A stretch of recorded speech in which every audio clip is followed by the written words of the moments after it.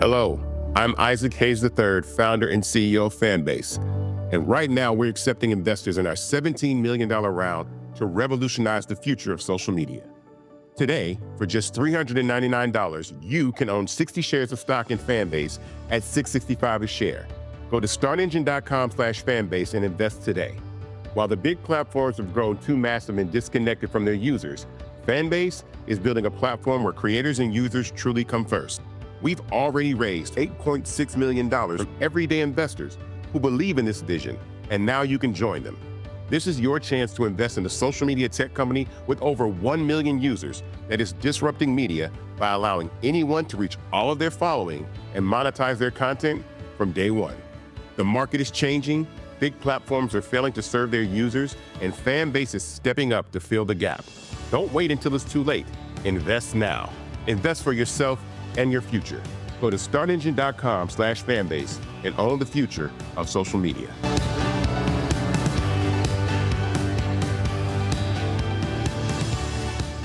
Folks, Black Star Network is here. Hold no punches. I'm real revolutionary right now. Support this man, Black Media. He makes sure that our stories are told. Thank you for being the voice of Black America, Roland. Stay black. I love y'all. All momentum we have now, we have to keep this going. The video looks phenomenal. See, this difference between Black Star Network and Black-owned media and something like CNN. You can't be Black-owned media and be scared. It's time to be smart. Bring your eyeballs home. You dig?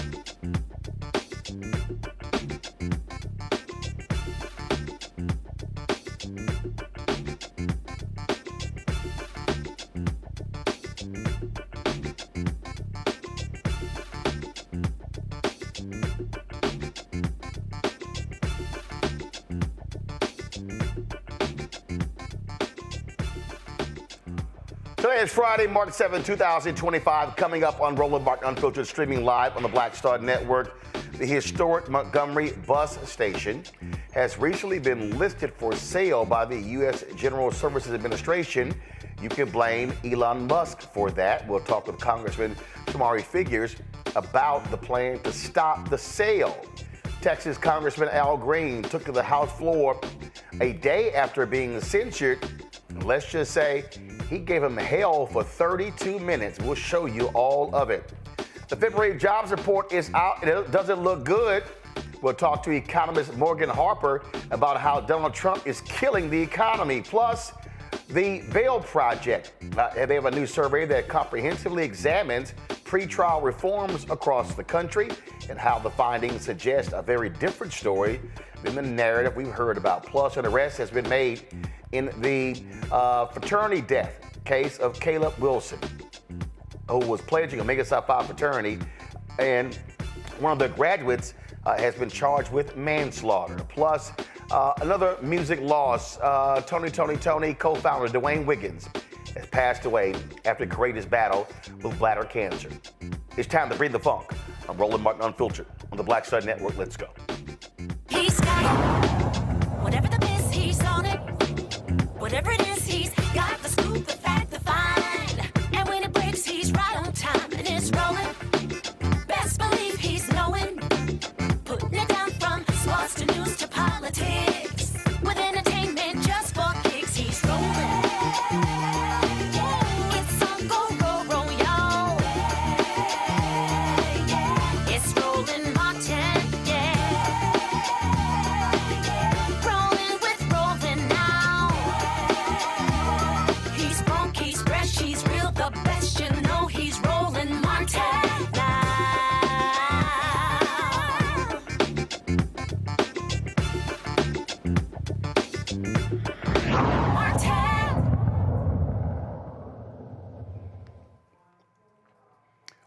Folks, Elon Musk and his Doge idiots are doing their part to show how stupid they are. One of the things that they have done is literally list one of the critical civil rights museums trying to sell the building.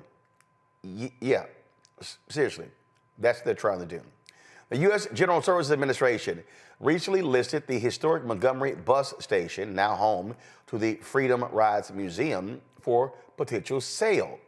The station holds profound significance in the nation's civil rights history. In 1961, Freedom Riders were violently attacked there by white supremacists as they challenged segregation in interstate travel. The proposed sale has sparked immediate reaction. Congressman Shomari Figures and Congresswoman Terry Sewell have jointly urged the GSA to remove the museum from the sale list, emphasizing its invaluable role in educating the public about our nation's struggle for equality and justice. Of course, this is also the 60th anniversary of Bloody Sunday. And of course, it's being commemorated this weekend. Joining us right now is Congressman Shomari Figures of Alabama. Glad to have you here. First and foremost, I take it none of y'all knew about any of this. And this is just another example of Elon Musk and Doge just whacking things left and right, no consideration given to it. They're just looking on a spreadsheet and going, yep, get rid of it. Absolutely. We had no heads up that this was coming. We knew nothing about this at all. I was just as surprised as everyone to see that this building was something that could even be considered to be sold, given its historical significance to this state, to the civil rights movement, and quite honestly to this country and to the nation. And so we were caught off guard with it, but we jumped into action immediately to push back. Because this is not something that we can tolerate. I also don't think that it was coincidence that this happened the week before they knew we would be descending down to Montgomery and Selma in celebration of the 60th Jubilee. And as I said, I mean, you know, these guys are just doing whatever the hell. No direction whatsoever. There was an emergency cabinet meeting yesterday where literally Trump's appointees were arguing back and forth with him, like Secretary of State Rubio, like Treasury Secretary Sean Duffy, about how they're just making willy-nilly decisions and not thinking through cuts that they're making. Yeah, no, that's true. And we're seeing that reflected particularly in the Black community. Right? When we look at what they did with land-grant college scholarships, how they impacted the 1890 land-grant colleges, such as Alabama A&M and Tuskegee and FAMU, while at the same time they did nothing to pause that exact same funding to the predominantly white land-grant colleges, which are the Texas A&Ms, the Auburns, the LSUs of the world. And so this is intentional, and that's a fight that we're still having. We just learned yesterday that there's a separate pot of HBCU money that they still have not unfrozen for scholarships and have not touched the money to the predominantly white institutions. And so this is routine of this administration. They are not interested in researching and doing the due diligence before they make these reckless decisions. You know, the museum here, and I saw Congresswoman Terry Sewell, a tweet from her with regard to this. Have y'all heard anything from the GSA since this became public? Not yet. We just got a letter out yesterday. The news of this just broke with us on Thursday. Or we just became aware of it on Thursday because GSA had kind of listed it and then pulled it back and then, pulled down the whole website at one point. And so we could not see it directly, but once we confirmed that it had been there, we reached directly out the next morning to GSA. We requested phone calls. Those requests went unanswered. We then sent a letter and obviously pushed out things on social media and pushed out things on press to put the pressure on them. And I think this is something that we will see on. We've reached out to other members of our delegation in Alabama, the Republican members who understand the history of this building and what this means to this area as well. So we're not going to let up on this. Another question. You voted president along with Congressman Al Green when they were trying to censure him. And a lot of people were trying to understand why. Can you explain it? I voted in solidarity with Al Green. Literally, there were two people who voted present. It was Al and myself, and I had told Al the day before I was going to vote with him. However he voted, that's how I was going to vote, because he had voted present for the procedural motion. So it was a vote in solidarity with Al, nothing more, nothing less. It was certainly it wasn't a vote of no support. Obviously, we had plenty of Democrats, too many Democrats who voted, in my opinion, to actually censor him. But it was a vote in solidarity with him and in an objection to the process, because there were several things that happened that night that just made even participating in the process of voting on censure just unreasonable to me. We had a member from the Republican Party reach across an aisle and snatch a sign out of a Democratic member's hand, toss it in the air after it looked like President Trump may have even indicated something about that sign to that Republican member. We had another member who was reportedly told to remove a political hat twice and did not, and sat through the entire speech without any repercussions. And so, this one-sided enforcement of decorum is just not right. What do you make of Speaker Mike Johnson saying he's going to further penalize Democrats? I think it's not right. I mean, I don't think that's how you lead. I think you lead by example and not lead by exceptions. And right now, he is being an exception to the rule for the leader of the House of Representatives, for the Speaker of the House of Representatives, to even use words like punish or penalize Democrats is just unreasonable, particularly when we see the sentiments that come out of the White House routinely, the disrespect, the lack of decency, the inhumane decisions that are coming out of the White House and how reckless they are and the impacts they're having. To see that come from the Republican side, look, I think that's just totally uncalled for and totally unreasonable.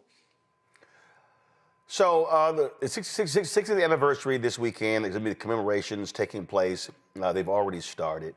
But we're living in a moment where there's a massive attack on voting rights, and that has been continuing since the Shelby v. Holder decision, and we've seen Republicans doing all they can. And so, beyond the folks who traditionally are making that, commemorative march across Edmund Pettus Bridge, what more should be done? How are you challenging people to use their power? One of the biggest issues that I keep raising is that we are not maximizing our numbers. We should be voting at 70%, minimum 70% of our capacity. And I keep saying that until we do that, we're making it easier for folks to oppose us. Yeah, when you look historically at the impact of the civil rights movement and why coming out of the civil rights movement, the late 60s, the 70s into the 80s, we were able to have these gains as Black people in terms of social wins, in terms of things that we were seeing change and giving us a better opportunity to participate in society. It had to do with the fear of the Black vote. It had to do with the fear of people going to the polls and voting for their interests and putting people in office that were going to further the interests of the Black community. And when we don't take advantage of that, we run the risk of losing that, as we have seen. And so our voter turnout is far too low. We have to utilize that power. At the end of the day, we know historically most of the victories that have come for Black people have come through the courts. And obviously some critical pieces of legislation as well. But the courts are the ones that had to uphold those pieces of legislation. And right now, the numbers on the court side are not necessarily in our favor, at least on paper, in terms of who appointed the judges. But one thing that we can control is who we are putting in office to make these decisions at every single level. Because as we see right now, the state elections are the ones that are really having the most ramifications, because those state elected officials are drawing the maps that are, putting Republicans in these consistent positions of power. All right, then, Congressman Shomari Figures, we surely appreciate it. Thanks a lot. Thank you, Roland. Good to see you, man. Yes, sir. Appreciate it. Going to go to a break. We'll be Roland Martin Unfiltered on the Black Star Network. What's up, y'all? Look, Fanbase is more than a platform. It's a movement to empower creators, offering a unique opportunity for everyday people to invest in Black-owned tech, infrastructure, and help shape the future of social media. Investing in technology is essential for creating long-term wealth and influence in the digital age. The Black community must not only consume tech, we must own it. Discover how equity crowdfunding can serve as a powerful tool for funding Black businesses, allowing entrepreneurs to raise capital directly through their community through the Jobs Act.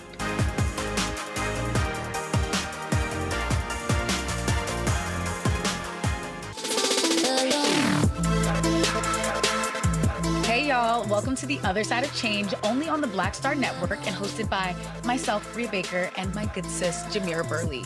We are just two millennial women tackling everything at the intersection of politics, gender, and pop culture. And we don't just settle for commentary. This is about solution-driven dialogue to get us to the world as it could be and not just as it is. Watch us on the Black Star Network, so tune in to The Other Side of Change.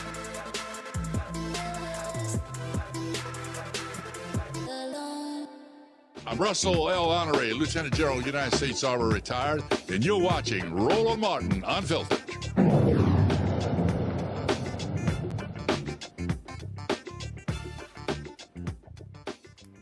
All right, folks, introducing my panel. Michael Imhotep hosts the African History Network show out of Detroit. Robert Patillo hosts People, Passion, Politics, News and Talk 1380, WAOK, out of Atlanta. Dr. Zachary Kirk, educator and content creator out of Atlanta. Glad to have three of you here. Robert, I'll start with you.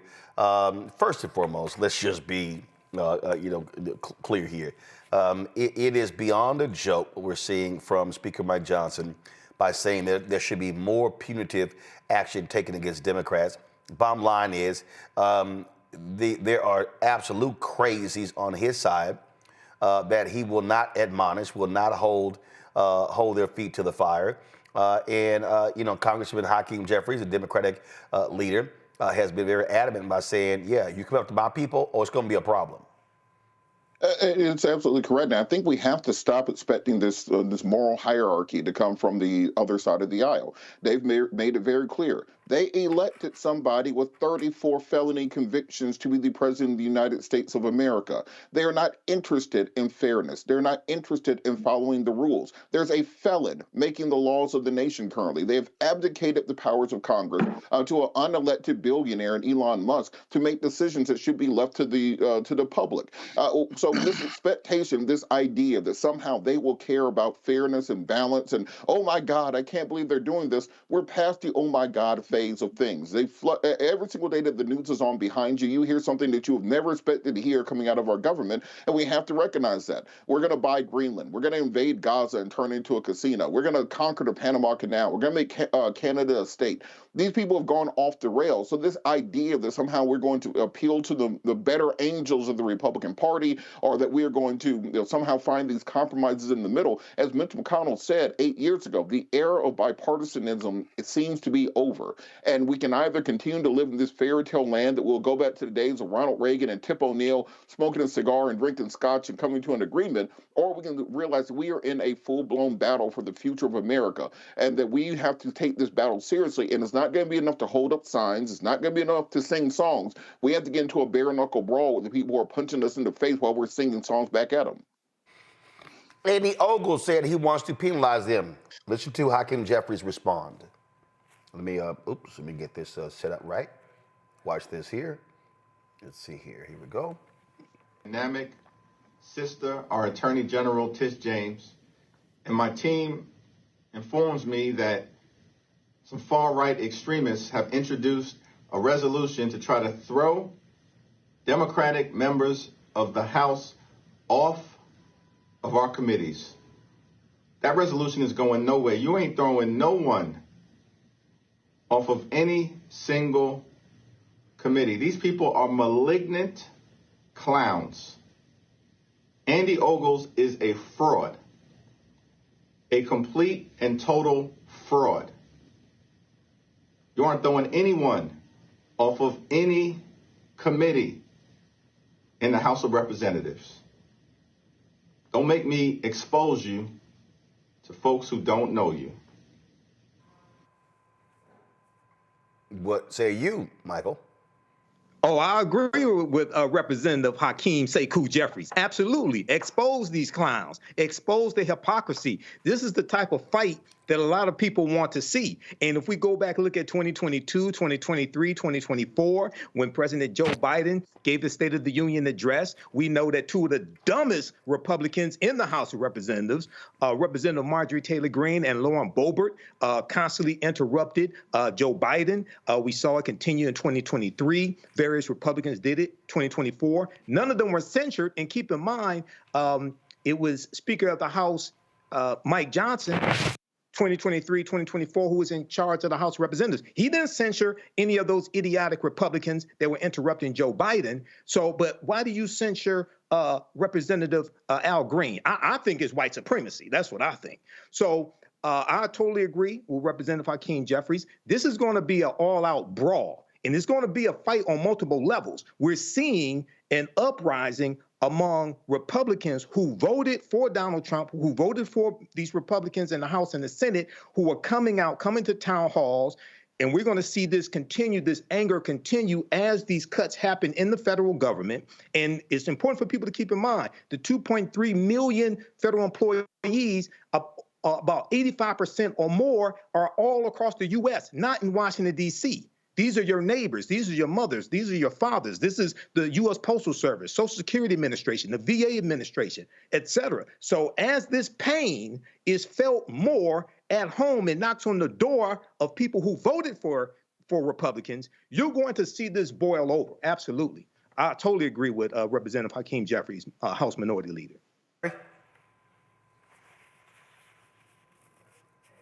Zachary? You know, I can't help but to also agree with Minority Leader, but I would say I would love for Leader Jeffries to take it one step further. Don't shoot, not shots fired. Let's have shots hit the mark. Let's go ahead and expose them. We have to go a little bit dirtier and a little bit deeper. Our House Republicans are playing by their own rule book to have no rules. There are no scruples, there are no ethics, there are no values, and there are also no concern for the American people. And right now, our Democrats are not moving the needle. They're not making progress. The American people, the popularity for Donald Trump among Republicans is still high.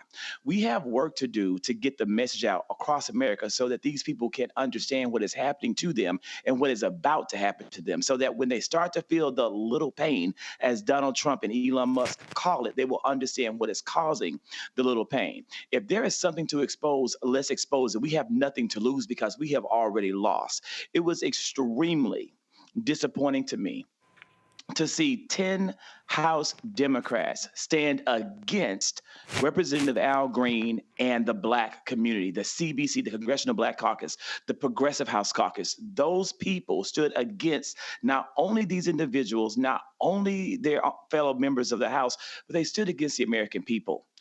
All across this country, people are begging and demanding for Democrats to do more. And when you finally had Democrats have the courage, the fortitude to stand up and protest in a way and dissent in a way that would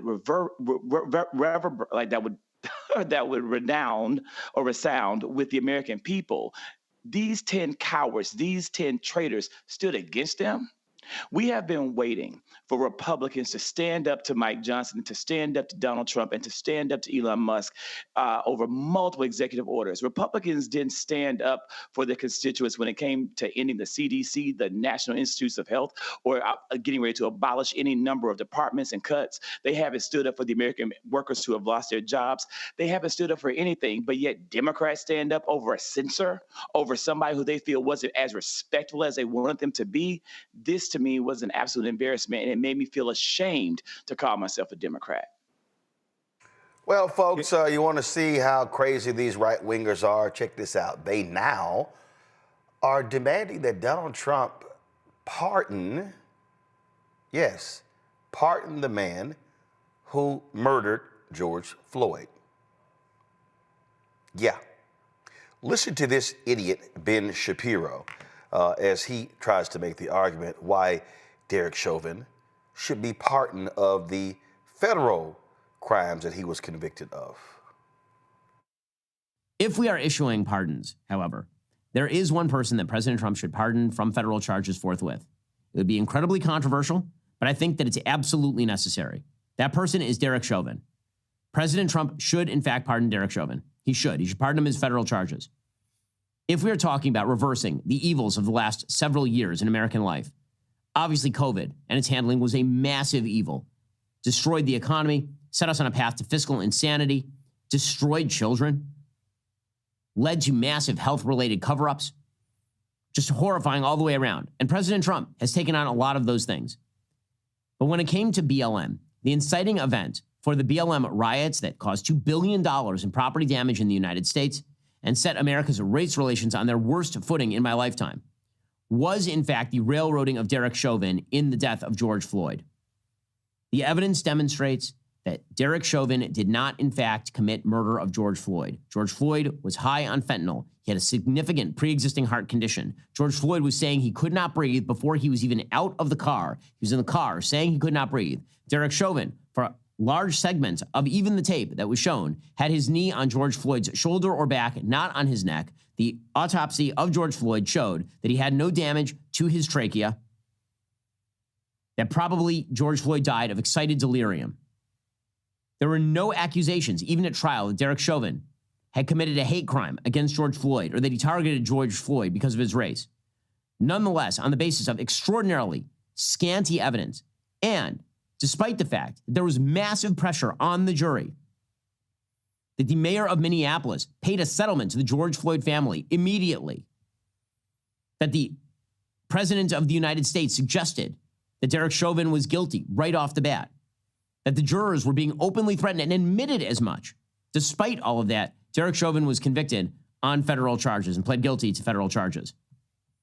Derek Chauvin should, in fact, be pardoned on that. We will be covering that a lot more in coming weeks because I think it is worthwhile to remember that there is a man who is rotting in prison because the media decided in the middle of 2020 that they were going to turn a tragic law enforcement stop that ended with the death of a man who had a significant problem with drugs and pre-existing health problems into the raison d'etre of the entire 2020 election.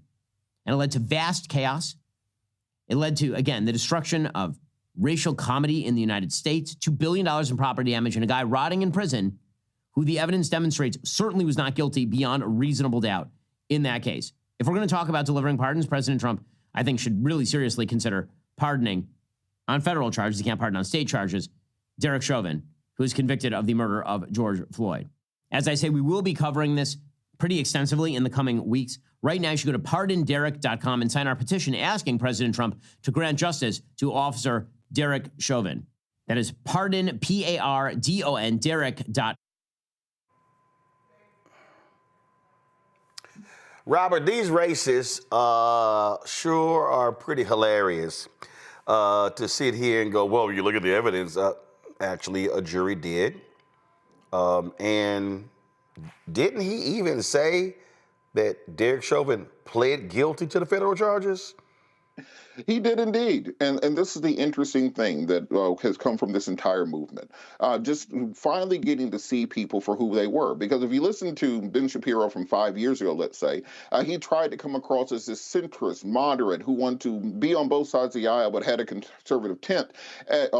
And now we've just been able to pull the mask off of these things, where they want to repeal the Civil Rights Act of 1964. They want to repeal the Voting Rights Act of 1965. They're pulling the federal government and DOJ out of consent decrees with themselves in police jurisdictions. They're pardoning the January 6th rioters, and now they want to pardon one of the few opportunities of racial justice that we've had. And I wouldn't be surprised if they didn't just go back retroactively and pardon everyone ever convicted of a hate crime against African Americans just to prove a point. And at this point in time, we as black folks have to decide whether we're going to have skin in the game or not.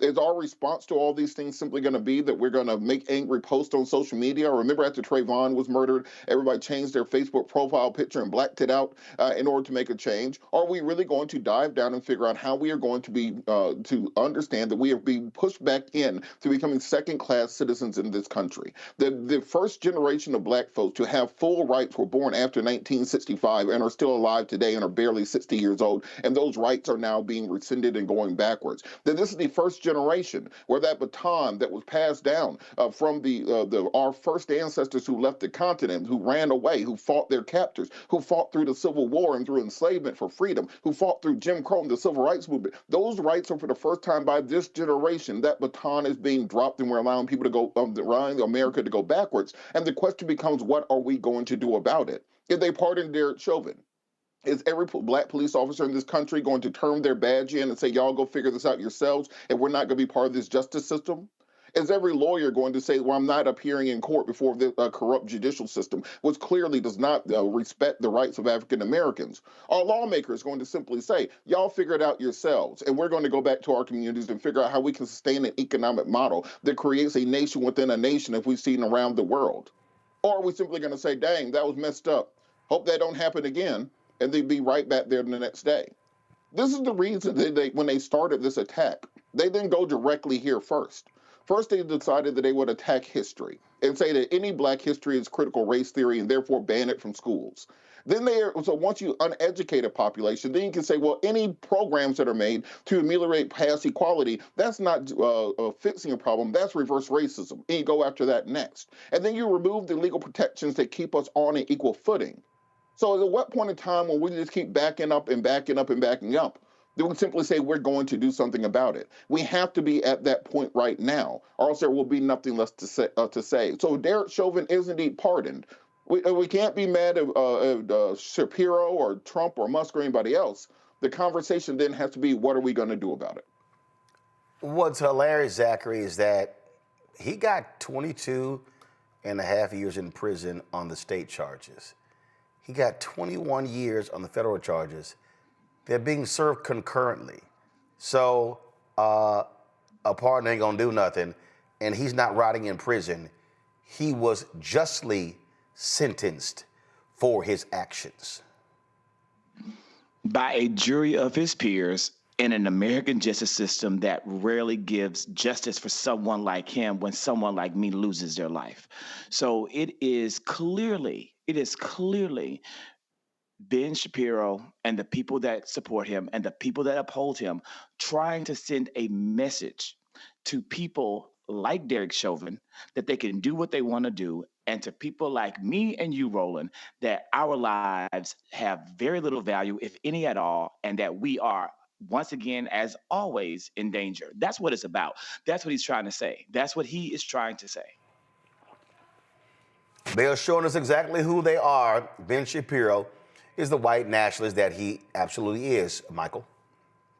Oh, absolutely. But Ben Shapiro left out an important fact, well, many important facts. So he wanted to talk about the numerous Black Lives Matter protests that took place, and Washington Post did an analysis, and approximately 90% were nonviolent. But I find it very ironic, very interesting that Ben Shapiro, you didn't want to talk about the January 6th insurrection because the Government Accountability Office found that the January 6th insurrection cost $2.7 billion in estimated costs when it comes to damages, and they broke this down in a 122-page report, and it dealt with damage to the Capitol building and grounds, costs borne by the Capitol Police, the District of Columbia, and federal agencies. So how is it that you talk about numerous Black Lives Matter protests all across the country, but you don't want to talk about this one-day incident incited by the same guy who you want to give a pardon to, Derek Chauvin, but at the same time, there was overwhelming evidence proving that Derek Chauvin killed George Floyd, and they brought in experts as well, and they showed the video. So Ben Shapiro is one of these white supremacists that out here put this bullshit out here to drive up MAGA, to rile up MAGA, and distract from the fact that Donald Trump is not bringing down the price of groceries, and they're losing their jobs at the same time. Okay, so deal with this, Ben Shapiro, or shut the hell up. Absolutely. All right, folks, going to a break. And when we come back, we're going to talk about Trump's failing economy. I love how they want to put this on Biden. Nah, player. See, you can't all have all the good stuff for you, then you want to keep putting the stuff on Biden. No. You got to own this now. We're going to talk with economist Morgan Harper next. Folks, don't forget to support the work that we do. Join our Bring the Funk fan club. The goal for us is to get 20,000 of our fans contributing on average $50 a year. That's $4.19 a month, 13 cents a day. That goes to support this show and the other shows that we have on the Black Star Network. Sorry. If you want to give me a Cash App, do so using the Stripe QR code. A lot of y'all have been trying to give directly on Cash App. They closed out our accounts because they changed their rules. And so you can still give using Stripe. This is the QR code. If you're listening, go to blackstarnetwork.com. Send your check and money order to P.O. Box 57196, Washington, D.C. 2003-7-0196. PayPal, R Martin Unfiltered, Venmo, RM Unfiltered, Zelle, Roland at RolandSMartin.com, Roland at RolandMartinUnfiltered.com. We'll be right back. We begin tonight with the people who are really running the country right now. Now, Trump is often wrong and misleading about a lot of things, but especially about history. Donald Trump falling in line with President Elon Musk. In the wake of the unsettling news that MSNBC has canceled Joy Ann Reid's primetime show, The Readout, Roland Martin and the Black Star Network would like to extend an invitation to all of the fans of Joy Ann Reid's MSNBC show to join us every night to watch Roland Martin Unfiltered, streaming on the Black Star Network for news, discussion of the issues that matter to you, and the latest updates on the twice impeached, criminally convicted felon-in-chief Donald Trump and his unprecedented assault on democracy, as well as co-president Elon Musk's takeover of the federal government. The Black Star Network stands with Joy Ann Reid and all folks who understand the power of black voices in media. We must come together and never forget that information is power. Be sure to watch Roland Martin Unfiltered weeknights, 6 p.m. Eastern at youtube.com/Roland S. Martin or download the Black Star Network app. Hey, what's up? It's Sammy Roman. Hey, it's John Murray, the executive producer of the new Sherry Shepherd Talk Show. It's me, Sherry Shepherd, and you know what you're watching, Roland Martin Unfiltered.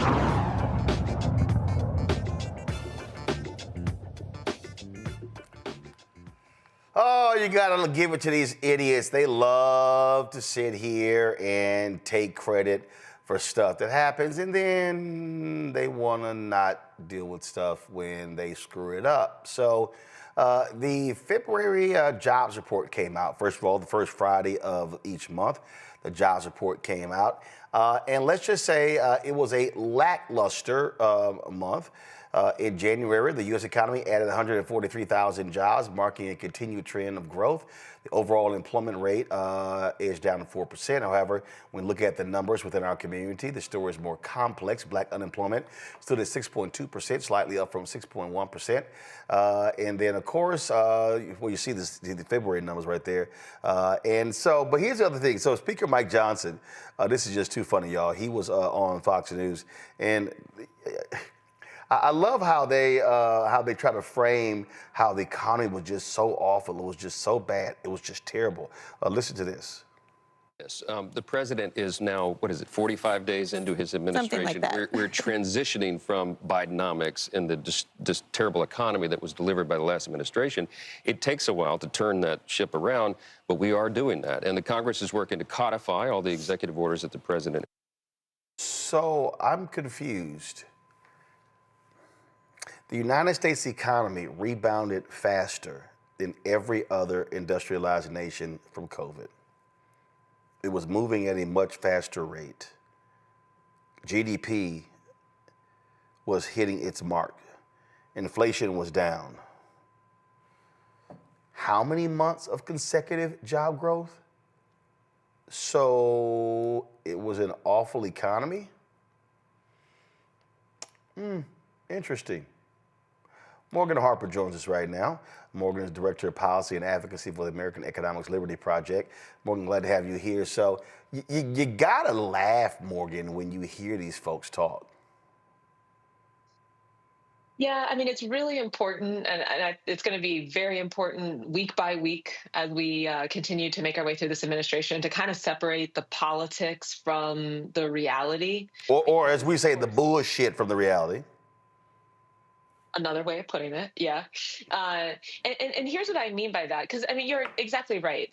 These top line statistics, things like the numbers that are coming out in the jobs report, they were very strong for the latter half in particular of the Biden administration, but for a lot of the Biden administration after getting through the pandemic in terms of jobs being created, unemployment being at historic lows, all of that. And so even in these early months, January and February, in some ways, we're still dealing with that economy that was being managed by a different administration. There's always a lag in these numbers, and then any changes that are happening are going to take some time to have an effect. So that, could very well be why you see things like pretty consistent job creation, from last month and then a little bit where we left off at the end of last year. And even, some statistics like we saw in this month with Black male unemployment actually going down based on the data that was just released today. But that doesn't mean that we should completely buy into, some of the narratives that are being put out there, that we're now seeing some kind of salvation in the economy, and really starting to appreciate just the risks that are being introduced into the economy through some of the big shocks that are coming from this administration in the realm of mass layoffs from the federal government. As we've discussed before, government has been one of the job creation sectors most consistently in our economy for some time. And this month's data shows that the federal government, for the first time in I believe about 2 years, was actually seeing job loss, not job creation. So there is still a net positive of government job growth, but it's because of state and local governments. And P.S., state and local governments also have fates that are connected to a lot of what's happening at the federal level in terms of funding cuts and all of that. So, it's still too early to say exactly how things like DOGE and the layoffs and, the uncertainty around tariffs, how much those impacts are going to be.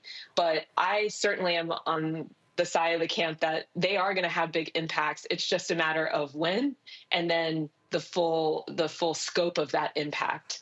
There are some people that are saying, well, it's just the federal government. The federal government's only 1.5% or whatever of overall workforce. But as we know, there's a lot of cascading effects from decisions that are made in the federal government, not just directly who they're paying or contractors who they're hiring, but funding of different programs and projects throughout the country that can have a really big impact if that type of funding goes away. What I found to be most laughable was listening to Carolyn Levitt and Trump go, oh, look at this. It was fantastic, the manufacturing jobs that were created, 9,000 auto jobs, high-paying jobs.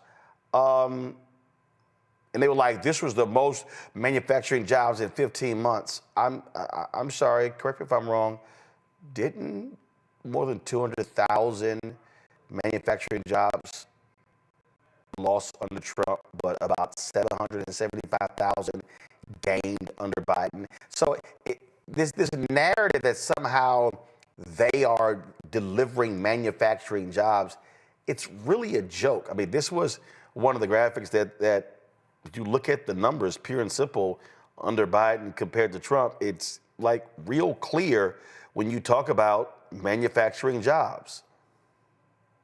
Yeah, it is true that there was a net loss of manufacturing jobs in Trump's first administration and a net gain in President Biden's. And like we were just talking about, I mean, it's even too early. It wouldn't even be possible at this point, just based on the short amount of time that this administration's been in office to really take a lot of credit for any manufacturing job creation. But, let's look at some of the other developments in that sector. I mean, part of the reason why we were seeing some of that growth during the last administration was from things happening on the industrial policy side of things with the CHIPS Act, with the Inflation Reduction Act, government subsidies that were incentivizing certain private sector behavior, subsidies and, tax credits. It does seem like all the signals from this administration are that those are likely to go away. And especially with some of the moves that are happening on the trade side of things with tariffs, if there isn't any complementary domestic production, domestic manufacturing incentives, then that might not have the desired effect of boosting, increase in U.S. manufacturing. So again, it's only been a couple of months. We got to take this week by week, month by month, but it's a lot of mixed signs and a lot of uncertainty, and uncertainty is rarely a good thing when it comes to the business environment and the overall economy. Certainly, we got some great laughs courtesy of Maria Bartiromo, who kisses more Trump ass than Melania. This back and forth I found to be quite hilarious. You spoke to the president of Mexico today. I want to talk about tariffs because even as you're seeing this optimism and excitement, there's some nervousness over your tariffs. Markets have been selling off. People are not sure how to view it. Why did you roll back or put a pause into some of the tariffs until April 2nd? Because I wanted to help Mexico and Canada to a certain extent. We're a big country. and they do a lot of their business with us, whereas in our case, it's much less significant. We do very little with Canada by comparison. And I wanted to help the American car makers until April 2nd. April 2nd, it becomes all reciprocal. What they charge us, we charge them. It's a big deal, but what they charge us, we charge them. But this is short term, and I felt that for the good of the American car makers and the MCA, you know, the USMCA, it's Mexico, Canada.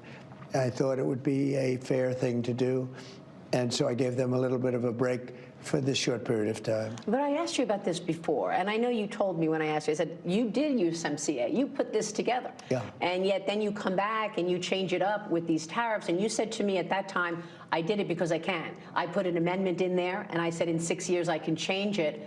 But I think CEOs want to see predictability. They say, look, I have to speak with shareholders. I've got to make plans for CapEx spending. I can't if it's 20% one day and then it's off for a month and it's 25%. Yeah. So can you give us a sense of whether or not we are going to get clarity for the business community?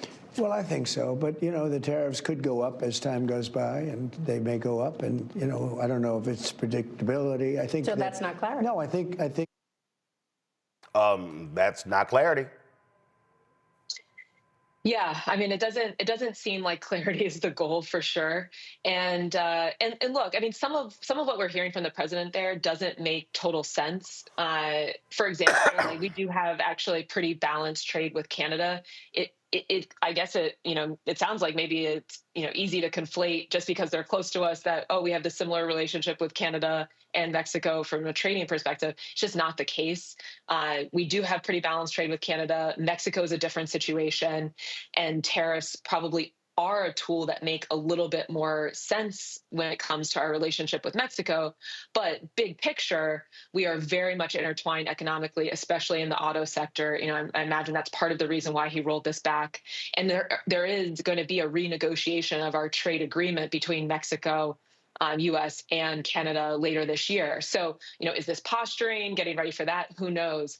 But I think another important point to note, though, Roland, is for all of us, is trade is a very important priority of this administration, but it's also something that we all need to be paying more attention to, because when we're concerned about things like income inequality, economic inequality, huge issue for our community. If we're not thinking about how trade and the dollar and all of these things that I know, I would speak for myself even. I mean, I didn't know that much about the trade area before the last couple of years.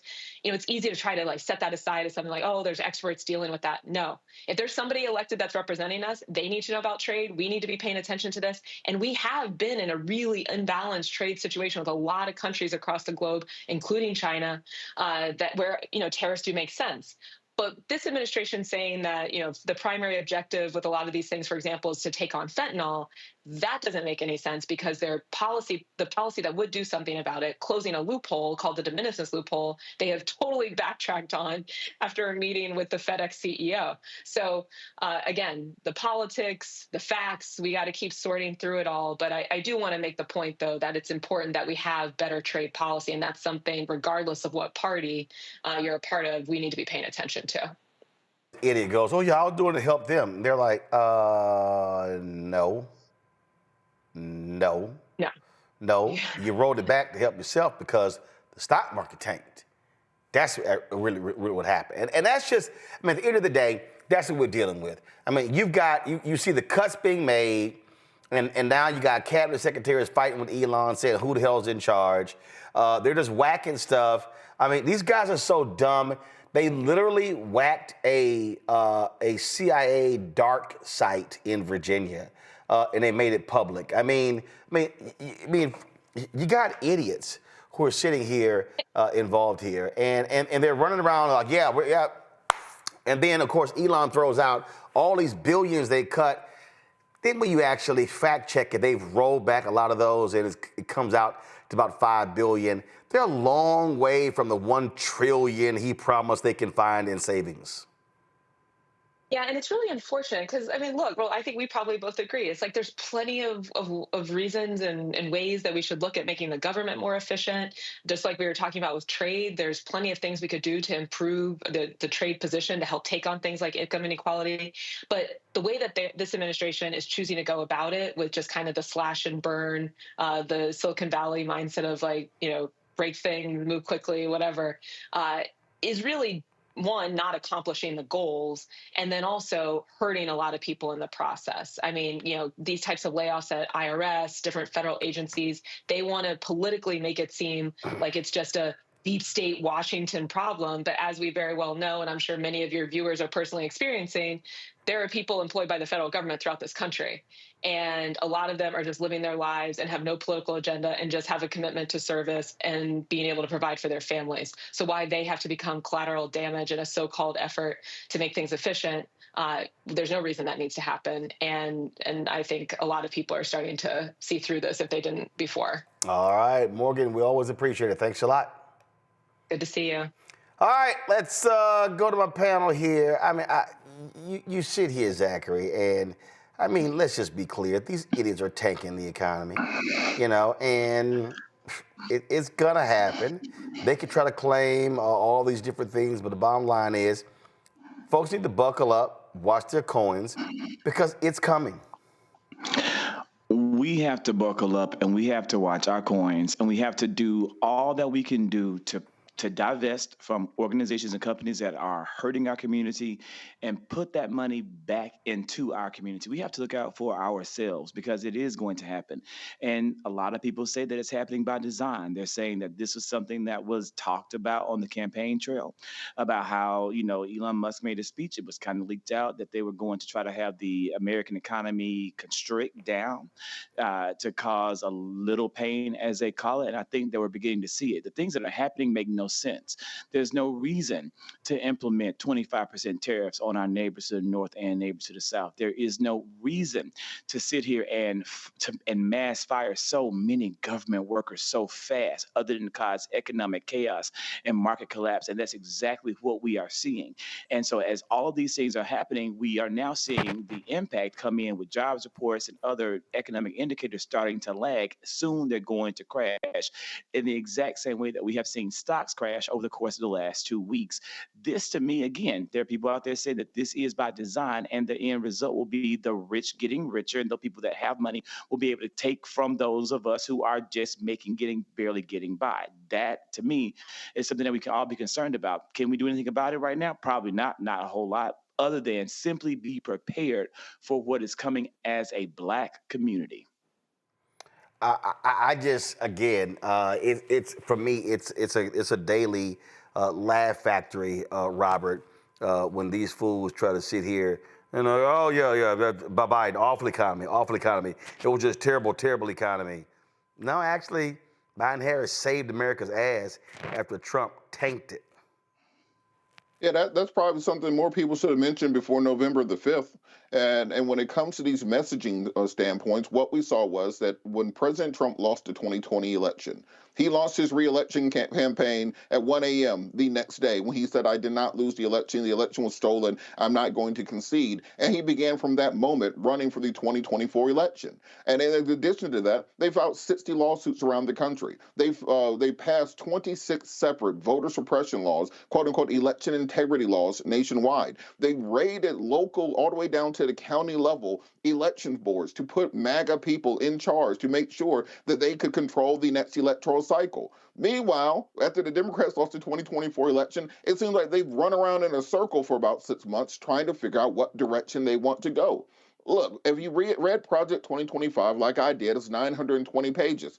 Everything they're doing right now is in the book. They're only on the 9th chapter. I highly encourage people to sit down and start looking through what they're going to do, because they have spelled out in great detail with citations exactly what they're going to do, where they're going to do it at, when they're going to do it, and how they're going to do it. And based upon everything that we've seen that they've laid out and that they are executing currently, I highly encourage people, learn how to can your own food. Learn how to purify rainwater. Stock up on MREs for your family. Things are going to probably get pretty bad going forward, but just in case, prepare yourself for that. Understand what's going on and where it's going to happen at, because once it appears on cable news, once it appears on mainstream media, it is too late. Media, that is a lagging indicator. You have to be ahead of it. And what we see right now is the massive redistribution of wealth on an international level to the most powerful oligarchs around the world. Elon Musk, Jeff Bezos, and all those people who were standing there on that row of billionaires during the inauguration were flexing to let you know that we will be taking on the money. Elon even said, I want to go down to Fort Knox just to check and see what's there, while my goons, Big Balls and all those people are putting hard drives into the U.S. government and taking out and extracting the wealth. We see what's happening. They're not hiding it. They're not joking about it. This is the first election in history where people are saying, well, maybe the president won't really do everything he said he's going to do. He's going to do everything he said he's going to do. And you need to prepare yourself for that and start investing, start packing, start being prepared for what comes next, because it's all laid out in a very particular handbook that they told you all the things, and be ready for it. Michael? Yeah, I encourage people to read Project 2025, pay attention to Chapter 11, because they're starting to implement Chapter 11, which deals with the dismantling of the Department of Education. And this is going to be spearheaded by Linda McMahon. I guess she's going to put education in the headlock. She's from the WWE. So this is real. And this is what we warned Black people about before the election. And you had some people that didn't believe us. You had some of our people listen to Black social media disinformation agents that really can't tell them what to do now. So we need to redistribute, redirect, or renegotiate, and redirect dollars from corporations that have dialed back their DEI programs, things like this, like Target as well. Kudos to Pastor Jamal Bryant. And redirect those dollars to African-American owned businesses. We know another 24-hour economic blackout is coming up March 28th. And on that day and that weekend, we need to focus on organizing cash mobs that target African-American owned businesses, spend those dollars with ourselves, and focus on teaching about history, economics, law, and politics, so we can empower ourselves and fight back against what's happening. Indeed, indeed. So it's a whole lot we got to deal with. So y'all buckle up, trust me, because these fools will wreck the economy. All right, gotta take a break. We'll be right back. Roland Martin Unfiltered, right here on the Black Star Network. Hello, I'm Isaac Hayes III, founder and CEO of Fanbase. And right now we're accepting investors in our $17 million round to revolutionize the future of social media. Today, for just $399, you can own 60 shares of stock in Fanbase at $665 a share. Go to startengine.com/fanbase and invest today. While the big platforms have grown too massive and disconnected from their users, Fanbase is building a platform where creators and users truly come first. We've already raised $8.6 million from everyday investors who believe in this vision, and now you can join them. This is your chance to invest in a social media tech company with over 1 million users that is disrupting media by allowing anyone to reach all of their following and monetize their content from day one. The market is changing, big platforms are failing to serve their users, and Fanbase is stepping up to fill the gap. Don't wait until it's too late. Invest now. Invest for yourself and your future. Go to startengine.com/fanbase and own the future of social media.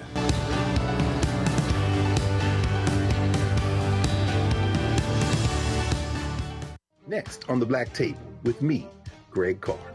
There's a lot of talk about the inevitability of another civil war in this country. But on our next show, we'll talk to a noted author and scholar who says we're actually in the middle of one right now. In fact, Steve Phillips says the first one that started back in 1861, well, it never ended. People carrying the Confederate flag, wearing sweatshirts saying MAGA Civil War, January 6, 2021, stormed the U.S. Capitol, hunted down the country's elected officials, built a gallows for the Vice President of the United States, and to block the peaceful transfer of power within this country. On the next Black Table, here on the Black Star Network. Hi, everybody. I'm Kim Coles. Hey, I'm Donnie Simpson. Yo, it's your man Dion Cole from Blackish, and you watch Roland Martin, Unfiltered.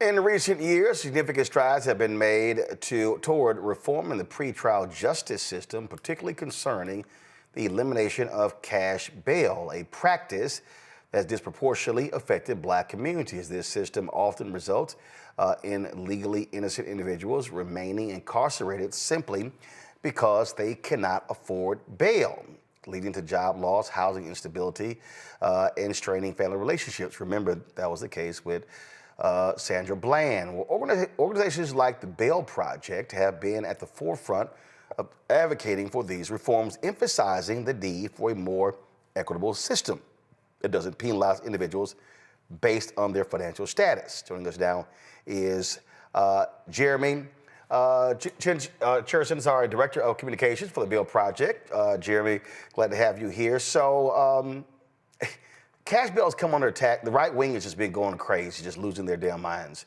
about this.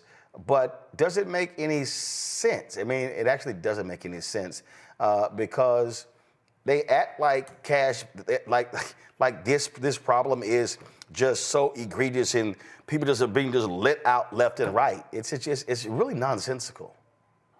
Yep, we've been saying that for a long time, Roland. We at the Bail Project have been paying bail for people across the country. We've bailed out 32,000 people to date who've returned to court 92% of the time. We've been arguing that cash bail is an unnecessary component of an effective pretrial system. And we have a new report out that looks across the country at 36 different jurisdictions that have made significant legislative strides to avoid unnecessary incarceration and uphold public safety. And the thing that we've been saying is that cash bail makes communities less safe.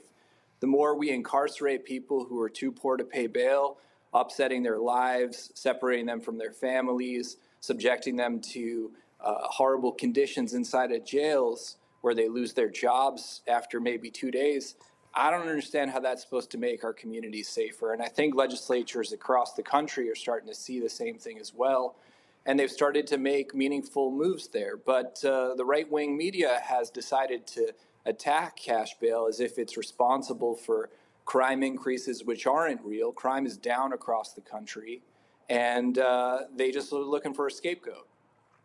So talk about those advances. How have you all been able to win some victories? You know, there's like meaningful reforms that have occurred in places like Illinois. Illinois, first state in the country that's completely eliminated the use of cash bail.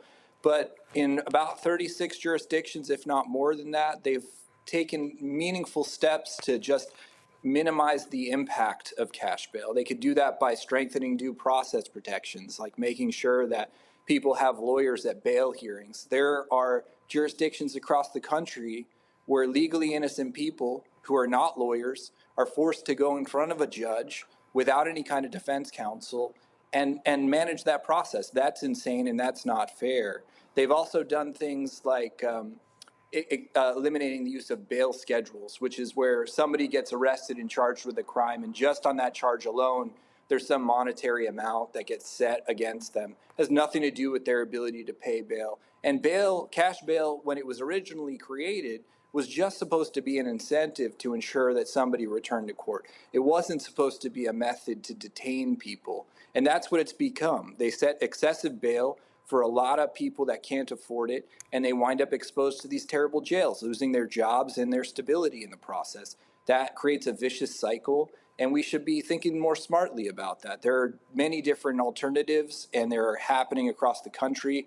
There's a lot of people out there that are trying to say things like cash bail is not moving ahead, that it's a lost cause. That's not true. We just have this new report out that shows that that's not true. And obviously, you still have these Republican-led legislatures who also just keep trying to muck the waters up. Yeah, I think sometimes there's a lot of bad faith politicians that drive home false arguments, prey on individual fear, don't invest in actual meaningful solutions that might prevent people from becoming justice involved in the first place.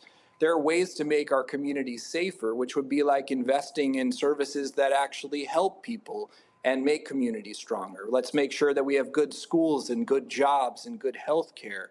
But rather than spending the money and doing the difficult work of allocating funds for those kinds of services, They've just decided to move in the direction like this and find a way to lock more people up. That's a bad policy. It doesn't make anybody safer. And I think maybe they think it wins political points for them, but I don't think that's true. There's a lot of Americans that have been affected by the cash bail system. And there's a lot of support for not incarcerating people needlessly pre-trial. So we should find better solutions. There's a lot of people in jail who have mental health issues or struggling with addiction. Jail's not a place to solve those problems. And we need to stop thinking that the criminal justice system is a place to deal with that kind of thing. Go to my panel. Robert, your question. Thank you so much for all the work that you do. When I was on the board for the National Association of Criminal Defense Lawyers, one of the things that we worked on was educating local jurisdictions about the importance of reducing cash bail. The way that I like to describe it to people is just imagine getting abducted by an alien on a Friday night and nobody knows where you are. Within 2 weeks, let's say if you are unable to make bail, your apartment more than likely is gone, your job is gone, your car's been repossessed. If you haven't paid your bills, your credit score can be irreparably harmed, for years to come. And there's really no common sense or statistical reason to have this system in place. But what we saw was conservatives and right-leaning individuals, the criminal industrial complex, have been able to effectively use their spokespeople to demonize and to fearmonger and to take isolated incidents of individuals being released on cash bails and committing crimes and to use 3% of those people to negatively paint 97% of people who return to court, follow the rules, and don't reoffend. How can we better educate the public on the importance of eliminating these last residuals of Jim Crow laws and actually pushing forward the types of long-lasting criminal justice reform efforts, not just on the state and local level, but on the national level needed to codify these things in the law and to prevent these things from happening in the future? I think one solution to that problem would be asking Democratic lawmakers and elected officials to reclaim this issue and understand that advocating for public safety and criminal justice reform is a winning issue for the American public. But too many Democrats have been scared by these attacks. They have to represent that they're serious about safety as well, and that we can pursue moderate and meaningful reforms that prevent unnecessary incarceration while keeping our communities safe. This is partially why the Bail Project exists. We see it as a humanitarian crisis where people are being needlessly punished and incarcerated just because they can't afford to pay. Meanwhile, people who are rich and wealthy can afford to pay a bail bondsman or afford to spring themselves out of jail, and that doesn't do anything. There are other ways to take money out of the criminal justice system, and I think we need to get better at messaging around this. We need to get elected officials to start reclaiming this issue and owning the safety issue as well. Michael? Jeremy, I know in your report you talk about since 2020 that you all have identified 13 major bail reforms nationwide. Can you give us one or two examples of either cities or states that have implemented these bail reforms, and what were the results? Yeah, the first one I'll go to is Illinois, really. I mean, this is a landmark reform, the state of Illinois completely eliminating the use of cash bail and converting the system to one where there's a series of substantive hearings to determine different conditions of release, non-financial conditions of release, and if necessary, really in the most egregious and limited circumstances, detaining somebody pre-trial. We have to remember that these are legally innocent people who have not been convicted of the crimes that they are accused of. We cannot just strip them of their freedom on an allegation alone. In the Bail Project, of the 32,000 people that we've helped, about 30% of those people have their cases ultimately dismissed. And without our intervention, that means they would have just been incarcerated for weeks, months, or even years, only for charges that get dropped. And so that's not an uncommon occurrence across the country. Another good example is in Harris County, Texas, in Houston, where there was a lawsuit that forced a court-appointed monitor to go in place, and the city went into a settlement where they would no longer detain people who were charged with misdemeanor offenses. In both Harris County and in Illinois, all these changes have occurred, and there's been no increase in crime. The Brennan Center for Justice, which is a popular national criminal justice think tank, looked at 33 cities across the country that had done some amount of bail reform and saw no statistically significant relationship with crime increases. So all of these claims that, by eliminating or minimizing the use of cash bail, that crime will increase, that's just a fear-mongering talking point. There's no evidence at all to back that up. New York similarly took significant steps to minimize the use of cash bail altogether, almost eliminated it for many different charges. There's been rigorous research from academic institutions like the John Jay College that have done experimental methods. The best kind of research you can do saw no increase in crime. So this is a fake talking point that's been used to scare people. The truth is, I think people are affected by concerns about mental health and addiction, which is rampant across the country, but there are better solutions to that. We need to provide mental health care. We need to address addiction, but you don't do that in jails. Those people need a hospital bed, not a jail cell. Zachary? Right. Thank you.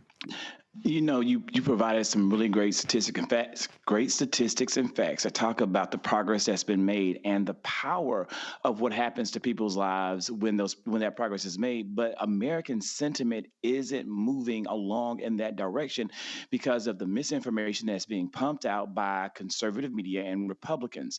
Just today, we have maybe an hour ago and some change, we had the first execution by a firing squad in 15 years in South Carolina of Sigmund. And what I want to know is, to me, it feels like we're kind of going backwards in regards to justice reform. And you talked about the Democrats. What can we, the people, do to push our elected leaders forward to help them understand the value of educating the public in the right way about the issues regarding criminal justice? I think we need to remember that the popular attention for criminal justice reform occurred not only because of sensational, egregious jail deaths, the horrible conditions that exist that result in tragedies like Khalif Browder's death in New York, Sandra Bland, and many others, and then understanding that for most Americans, they don't understand the criminal justice system, and they don't necessarily understand cash bail either. They're exposed to things like Law and Order that expose them to a very simple understanding of a very complex system. But the reality of it is that criminal justice reform is a racial justice issue and it's a class issue. And I think those are opportunities to build popular attention by recognizing that poor people are being incarcerated, people of color are being disproportionately incarcerated. The more we can link criminal justice reform to these larger social movements, I think the more popular they will become. All right, then. Well, we certainly appreciate you being on today's show. Continue, making it happen, because at the end of the day, we got to have changes to this system. We appreciate it. Thanks a lot. Thank you very much. Folks, we come back, an arrest has been made in the case of a Southern University student pledging Omega Psi Phi Fraternity Incorporated who was killed. We'll tell you exactly what has happened and how that is affecting all Divine Nine chapters on that campus. You're watching Roland Martin Unfiltered on the Black Star Network. Join our Bring the Funk fan club. If you want to contribute via Cash App, use the Stripe QR code. It's right here on the screen. If you're listening, go to blackstarnetwork.com. Please do that. And of course, if you're checking money order, P.O. Box 57196, Washington, D.C. 20037-0196. PayPal is R Martin Unfiltered. Venmo, RM Unfiltered. Zelle, Roland at RolandSMartin.com. Roland at RolandMartinUnfiltered.com. We'll be right back.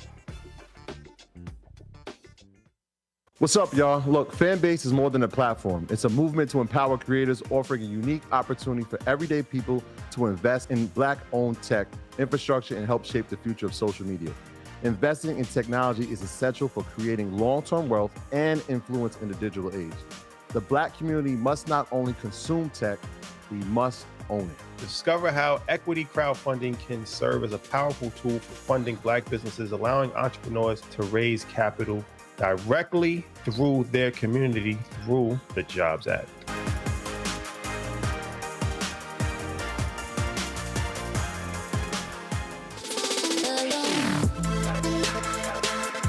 Hey y'all, welcome to The Other Side of Change, only on the Black Star Network and hosted by myself, Rhea Baker, and my good sis, Jamira Burley.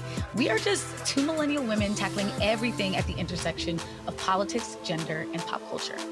And we don't just settle for commentary. This is about solution-driven dialogue to get us to the world as it could be and not just as it is. Watch us on the Black Star Network, so tune in to The Other Side of Change.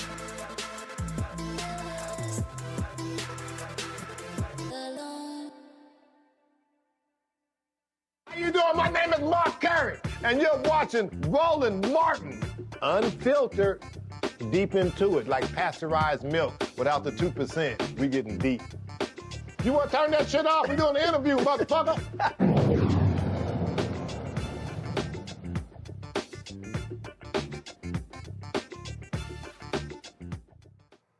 The Baton Rouge, Louisiana Police Department, they made an arrest in connection with the death of Southern University student following an off-campus fraternity ritual. 23-year-old Southern University graduate and member of Omega Psi Phi fraternity, Caleb McCrae, is facing charges ranging from hazing to manslaughter, with manslaughter carrying a potential sentence of up to 40 years in prison if convicted. Caleb Wilson, a member of Southern University's renowned Human Jukebox Marching Band, died last month during an undisclosed ritual Thursday morning, but he did not survive. The case is being treated as manslaughter because there was no intent to kill, but death took place during the commission of another felony, criminal hazing. The names of the other two suspects have not been released, according to the district attorney's office. They will be charged with misdemeanor hazing. Now, as a result of this decision, Southern University has announced that they have actually suspended the chapter. Give me 1 second. I'm going to pull. I just got this particular update here. This is from Southern's. Give me 1 second. From Southern's website. Let's see here. I'm just going to read it. They announced a cease and desist order for the Beta Sigma chapter of Omega Psi Phi fraternity. Also, every campus Greek organization is being informed that no additional membership intake can occur for at a minimum the remainder of this academic year. An internal investigation is underway, as well as code of conduct, judiciary proceedings. Any individuals and organizations found to be in violation of our code of conduct will face prompt disciplinary sanctions. This is certainly a sad story, and again, Michael, they say up to 10 other individuals could be facing charges. Absolutely, and according to the police, it sounds like at least some of those are justifiable because they state that the individuals originally told the hospital staff that Caleb had collapsed while playing baseball, and also, according to the police, at no time did anyone call 911, attempt to call 911, or attempt to summon an ambulance to the location where the alleged hazing or pledging was taking place. So, this is a tragedy. Things have changed over the years. Basically, all of the Divine Nine organizations, to my knowledge, have come out publicly where they have denounced hazing. They have intake processes now. It's a totally different than it was 20, 30 years ago. And this is just tragic. And my heart goes out to Caleb's family as well. Well, one of the reasons that intake process was changed, Robert, because individuals were being killed. And no parent should be sending their kid to college and have them return home in a body bag. You're absolutely correct, Roland. And look, this is the time for the come to Jesus meeting about this in the Black community. There's absolutely no benefits derived from the hazing process. It's very much this idea of, well, I went through it, so the next generation needs to go through it just to prove themselves, because you devalue the brand, you devalue the shield, whatever the meaning is. Look, plenty of folks who have been online will tell you that they're supposed to build all this camaraderie and all these things. You barely talk to them folks after 10 years, half the time. You get together for parties every once in a while. We really need to be focusing on the real purpose of these organizations, of being academic, of being civically minded, of being community service minded organizations. It's not just about wearing letters. It's about what you do with those letters, what it represents to your community. And beating somebody, paddling somebody, making people do silly tasks has nothing to do with that end goal. It has to be academically based. It has to be service based, because that's what these groups are meant to do for our community. And that's what makes people look up to these groups. It's not just being another party organization that looks cool to be a part of. And once we have that meeting, we have to enforce that and ensure that we're not telling 19 and 20 and 21-year-olds, that they're in charge of a process to bring in 17, 18, 19-year-olds into an organization. The same folks that we don't trust to buy liquor, the same folks we don't trust to buy cigarettes, the same folks we don't trust to rent cars should not be in charge of the education process for the next line coming through. So it's time for us to readjust, because we cannot continue to have these stories, because it delegitimizes these organizations. It actually weakens the groups. It dissuades some of the best and brightest from trying to go through these organizations and joining, where they think instead of it being based on who they are academically, who they are socially, what they believe in, the values they hold, is rather about who can hold a paddle, who can kneel on rice, who can take licks, or whatever the process may be. We have to refocus on what we're trying to do and then build our organizations up around that. Zachary? It's heartbreaking. It's when I read the story, my heart broke immediately. And I made a video about this on for social media, and I've seen the discourse, and I've seen all the people with different perspectives saying who can talk about it and who can't talk about it. This is something that affects and impacts the entire Black community and has a specific focus on the Divine Nine. And there's a lot of soul searching that needs to take place, and a lot of discussions that need to take place, because I thought, just like stated earlier by Michael, that we had moved beyond this. This is not the place that we were still in as members of Greek letter organizations. There is still work to be done. And again, I thought that this day in our history had passed, and unfortunately it isn't. I also, though, however, feel compelled to say that the actions of one particular chapter of an organization isn't something that defines all of us, or isn't something that should portray all of us in a certain way. And even further than that, the actions of one member of a chapter who wasn't actually still a student at that chapter, hopefully won't taint that entire chapter too much. And there are issues at that chapter because this was allowed to happen. And there were issues among the brothers who allowed this to happen, and to the people on that line that allowed this to happen and then covered it up. And I hope all that comes out. I hope that all that are responsible receive the due punishment. But I want to say there's a lot of good in our Divine Nine organizations. They have stood for right in the past from the inception. They will continue to stand for right in the years going forward. And we need them. We need them to be strong. We need them to be moral. We need them to be sound, because they contribute a lot to the Black community. It's just for me, it's just shameful and pathetic. And there's no way to put it. I don't, I played spring 1989, and I remember speaking at that first convention, and I blasted hazing constantly, and my position has not changed in the last 36 years. I don't give a damn what anybody thinks. I really don't care what anybody thinks. And this is just, just unbelievably ridiculous. And I just think that, when we, this man is dead. And you gotta be a stupid dumbass. I mean, you gotta really, really be a dumbass to throw your life away by killing somebody, punching them in the chest. Now, I know somebody's saying, well, innocent to proven guilty. Well, guess what? There have been other individuals that has happened to. There are other cases where individuals got poisoned because they were forced to consume massive amounts of water. Individuals who died, running around a track and they ran someone to death. I remember, I think it was around the same time I pledged, that was a young man who got hit in the chest, who's pledging Alpha at Morehouse as a result. So you as an individual, so you now, and then in the people who are standing around, you're standing around watching somebody do it as well. It's just dumb as hell. And I don't want to hear shit. I don't want to hear that bullshit about, oh, you know what, these are paper members, whatever. Well, guess what? You dumbasses who haze, you created the new process. You created the new process because of your actions. Well, this is how I came through. Nah, I'm sorry. That's just bullshit.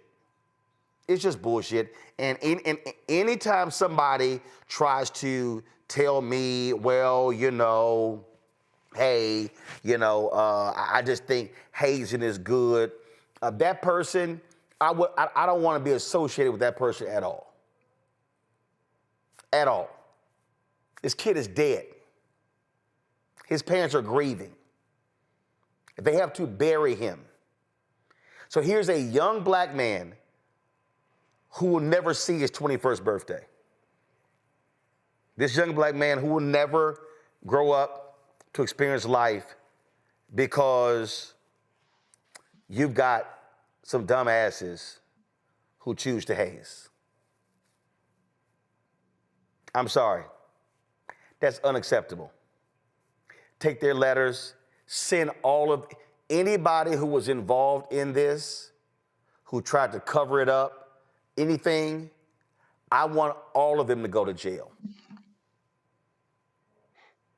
All of them to go to jail. There are no excuses. None. We'll be right back.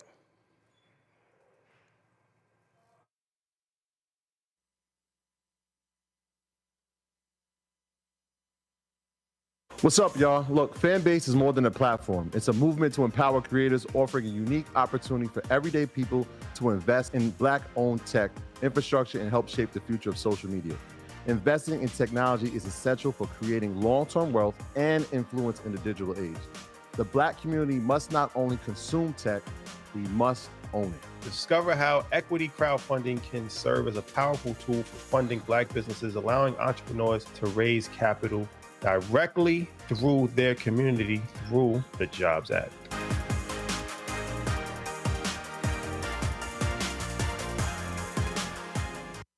Next on the Black Table with me, Greg Carr.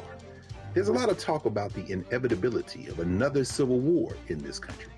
But on our next show, we'll talk to a noted author and scholar who says we're actually in the middle of one right now. In fact, Steve Phillips says the first one that started back in 1861, well, it never ended. People carrying the Confederate flag, wearing sweatshirts saying MAGA Civil War, January 6, 2021, stormed U.S. Capitol, hunted down the country's elected officials, built a gallows for the Vice President of the United States, and to block the peaceful transfer of power within this country. On the next Black Table, here on the Black Star Network.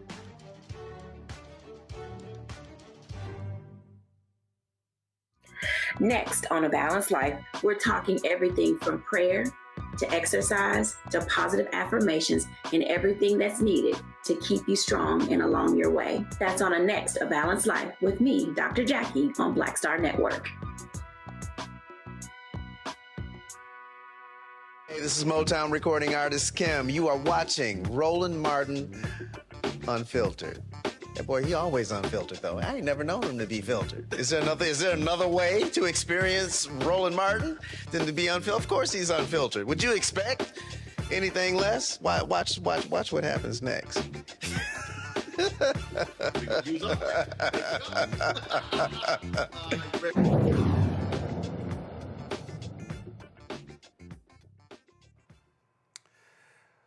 Oh, I keep telling y'all these idiots in the Trump administration are petty as hell. They've now withdrawn $400 million in federal funding from Columbia University, citing the institution's alleged failure to address anti-Semitism on its campus. The action comes on the heels of Trump signing an executive order titled Restoring Freedom of Speech and Ending Federal Censorship, aimed at safeguarding free speech across the nation, while the administration emphasizes the importance of free expression and also underscores that federal funding requires adherence to anti-discrimination laws. Education Secretary Linda McMahon stated that Columbia's inaction regarding anti-Semitic incidents necessitated this funding withdrawal, which is actually just stupid as hell. It's actually stupid because it's also quite illegal. It raises major issues with protecting free speech and ensuring a safe, inclusive environment on college campuses. It also prompts a broader discussion on how institutions can uphold both principles without compromising either. Columbia University has expressed its commitment to working with federal authorities to address these concerns and restore funding. The real deal here is they're pissed off that you had pro-Palestinian protests happening on campus. That's all that's going on here. And so the Trump administration, they don't care about this. What they care about are penalizing people. They want to remove people from this country. They don't want to see any protests whatsoever. Robert, many legal scholars say the actions they've taken are absolutely illegal. Of course they're illegal, but by what point have they decided that they cared about what's legal or not? I remind people again, there's a felon who's the president of the United States of America. The only reason he doesn't have more felonies right now and is in prison is because he won the election with the support of billionaires who kept him from getting locked up and paid off his debt. So if you're looking for felons to follow the law, such as President Trump, you might want to find one that's been rehabilitated, find somebody who has admitted to their mistakes, find somebody who's reinvested in the community. All that President Trump has done is decide that he wants to redouble and double down on this. He also issued an executive order this week to try to ban all protests on college campuses, but while at the same time encouraging protests from white nationalist groups, from APAC-aligned groups, groups that are against the interests of minorities. Stop looking for consistency in these people. The only consistent message they're going to have is a message of white supremacy and white nationalism. That's the only thing that you can count on them for. And what I encourage for students and for families and for faculty, if you are at a university that's taking away these programs, that's kowtowing and bending the knee, bowing and scraping to the Trump administration and to DOJ and to their supporters, leave.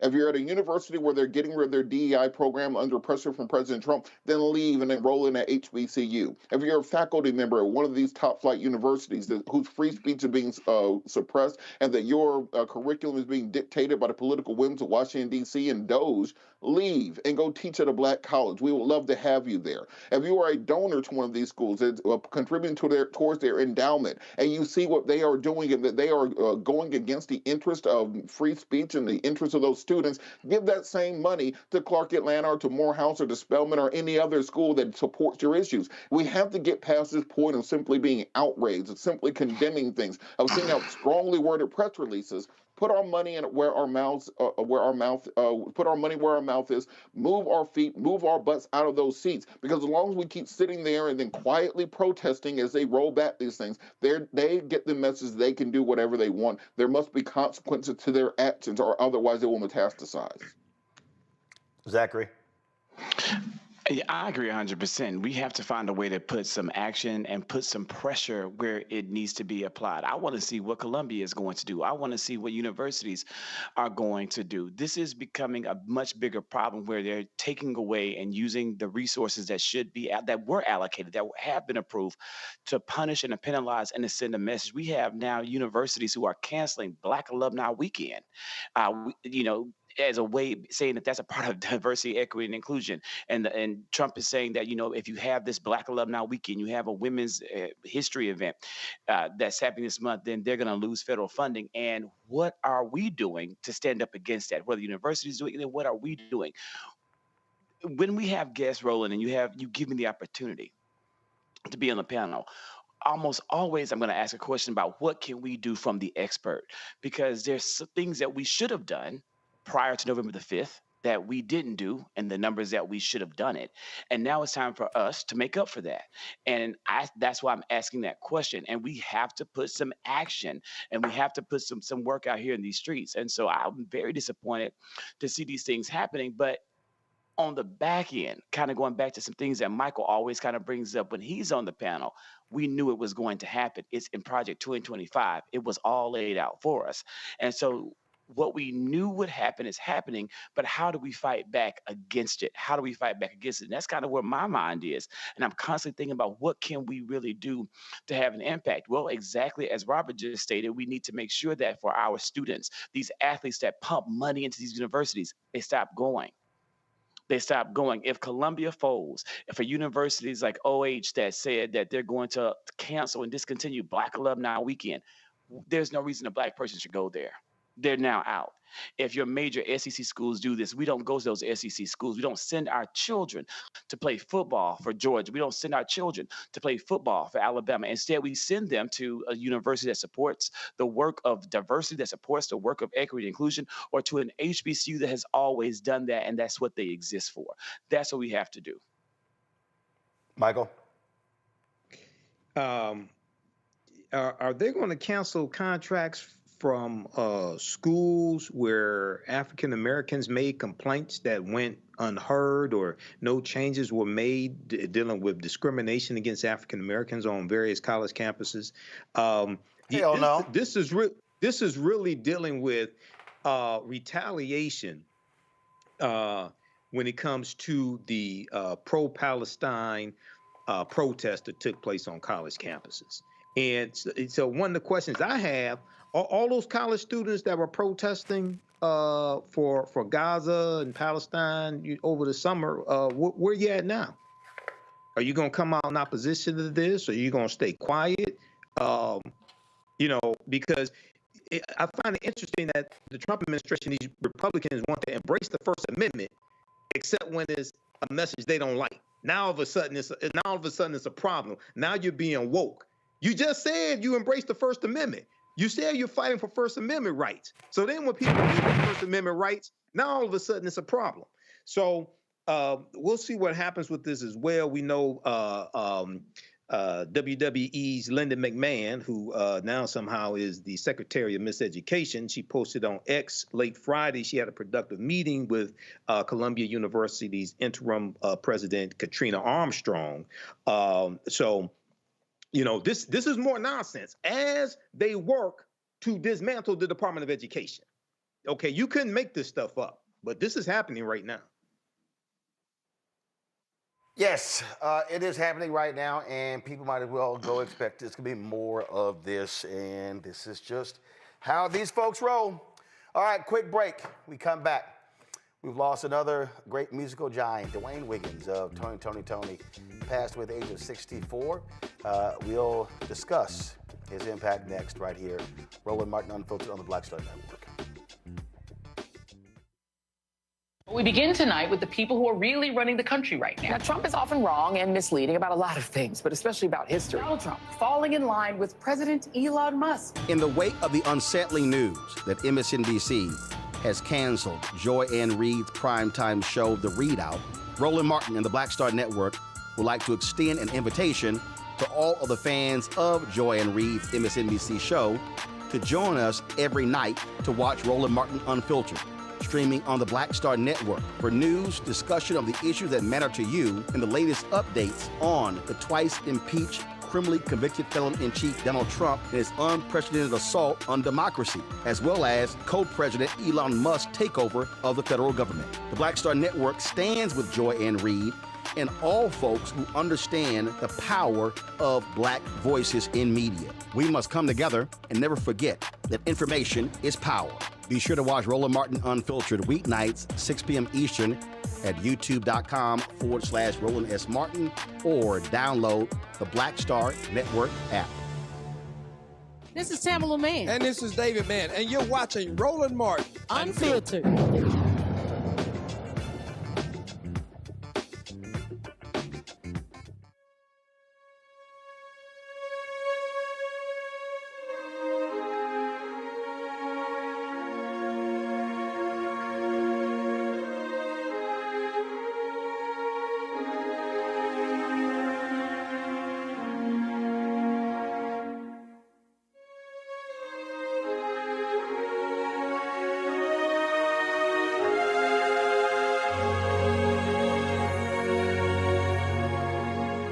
Music fans were saddened to get the news today of the loss of one of the founders of Tony. Dwayne Wiggins passed away. His family announced that he died of bladder cancer. Stories have been circulating all week about him going into hospice care. Been suffering from cancer for the last couple of years in this very, very, of course, difficult time for so many folks. This Bay Area group burst onto the scene with their amazing music and, of course, with a huge fan base. And so, of course, people know about Raphael Sadiq, but Dwayne Wiggins was just known to so many for his guitar play and for singing ability. I was in the Bay Area December 6th, actually. I spoke at the memorial service for Frankie Beverly, and that night I was invited by San Francisco Mayor London Breed to come check them out. As you see, that was a photo that we took after the performance. Dwayne said he said he was on stage and he was like, wait a minute, is that Roland Martin in the audience? And I was like, yeah, absolutely. And so in the picture there, you see London Breed, but also Congresswoman Latifah Simon. And both of them join me right now. Glad to have you both on the show. That was, of course, a great night, great performance. And Dwayne was doing his thing. Here's some of that performance. Go pull it up, guys.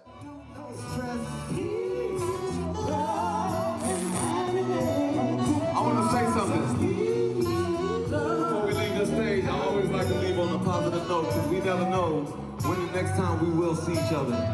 But it has been a beautiful 38 years. It's really been more. I'm just trying to stay young. I'm just saying. I'm just saying.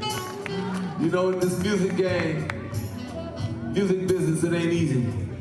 But I learned one thing, and I learned from people like Sly Stone growing up across the street from the Infirmary Park where I got this big ass knot on my head. It's about owning your trademark and your brand.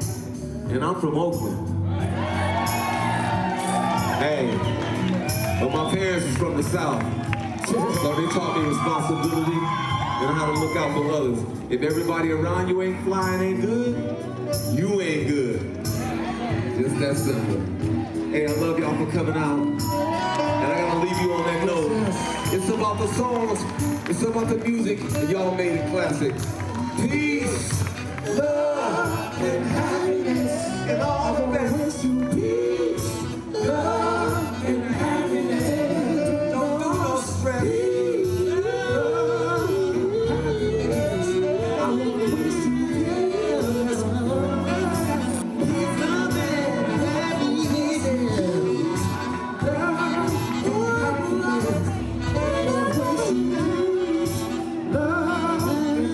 Deepa, you heard him say there, don't know the next time we might see each other. For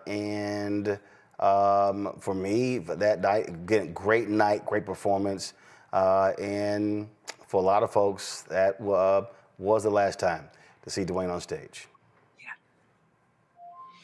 Yeah. Roland, I don't even know what to say. I'm holding back tears. You know, my dear friend, London Breed, is right now at Dwayne's house with his wife. We had a very small community, although Dwayne had a world of folks who loved him. What a good friend, what a good man. You know, Dwayne, and I'm gonna pass it on to you, Mayor Breed. Dwayne had a warehouse just a few years ago that he rented out in East Oakland for young artists to perform and hone their craft. And he had a comedy night. Before that, years ago, he opened up a cafe called Java House so the young musicians could just come and play from East Oakland, West Oakland, from the Tenderloin, from the Fillmore, where we came. Dwayne is and will always be a gatherer of spirits. That man was a good man. And, you know, he married one of our very best friends, and their love throughout this cancer journey was so beautiful. And one of the things that I want to say is Dwayne was so worldly and yet so private. He was so thoughtful about wanting to just be in his joy with his wife and his family. And I gotta respect it as somebody who lost my husband to cancer as well. There is no pain like the pain that Dory Wiggins and his mother and his sisters and brothers are feeling. And we all know that there will never, ever be another artist like Dwayne Wiggins, who helped discover Beyonce and Keisha Cole. I mean, we can go on and on. Yes. This man gave so much. London. And Latifah and I, we grew up in the Bay Area. We grew up in San Francisco, and we grew up on Baby Doll, and all of the amazing music. Feels Good came after, but the first album, we were rocking that in the Bay, and the music just brought us together. And we looked at Tony, this group, as an iconic group. And so then to later in life get to know Dwayne and become close friends, we look at him as an icon. We have a tremendous amount of love and respect for him. And we watch him in awe, especially when he performs. But as a human being, when you get to know him, I mean, you don't feel like you're a stranger with Dwayne Wiggins. He could walk down any corner, any street. He would come to the Breed family reunion every year. He blended in with all my cousins. Everybody is like, Dwayne Wiggins is my cousin, because that's the kind of person he is. And he was always trying to provide other people opportunities. I mean, the warehouse he had was just a place when artists would come into town, celebrities and all, they go to this place and they jam all night. The jam sessions were legendary, and Dwayne couldn't help but be right in the middle of all that. So there's so many stories that I know so many people can tell about him, but I also think it's important to really honor him as a person. He was a good human being. He was a musician. He was an artist. He was an amazing transformative spirit.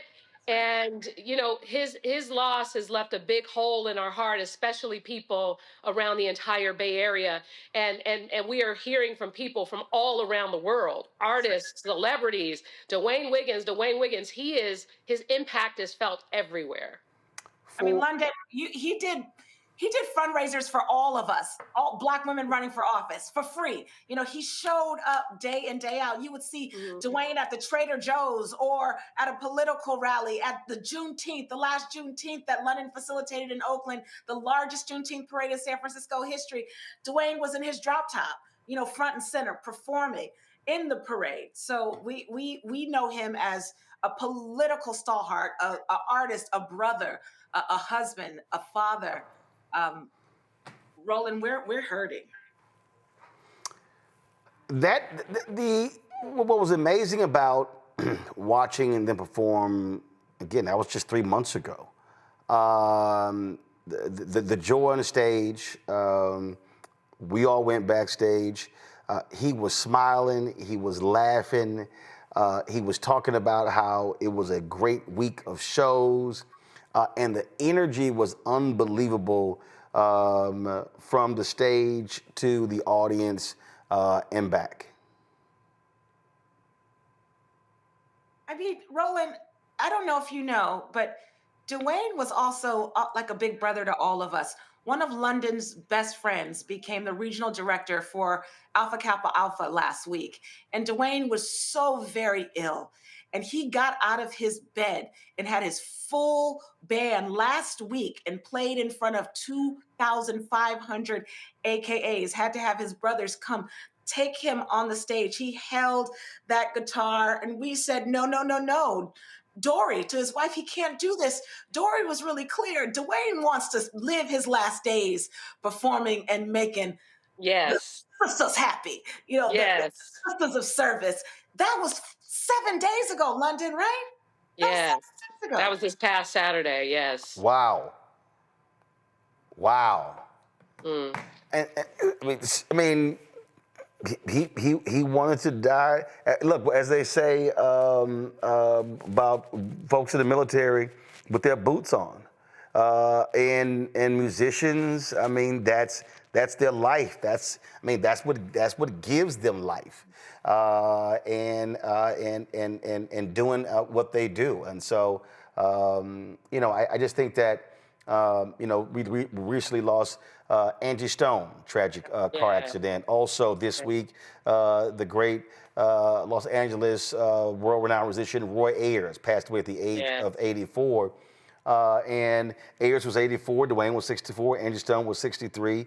And the reality is, but the thing about music touches us in a way that it also becomes timeless.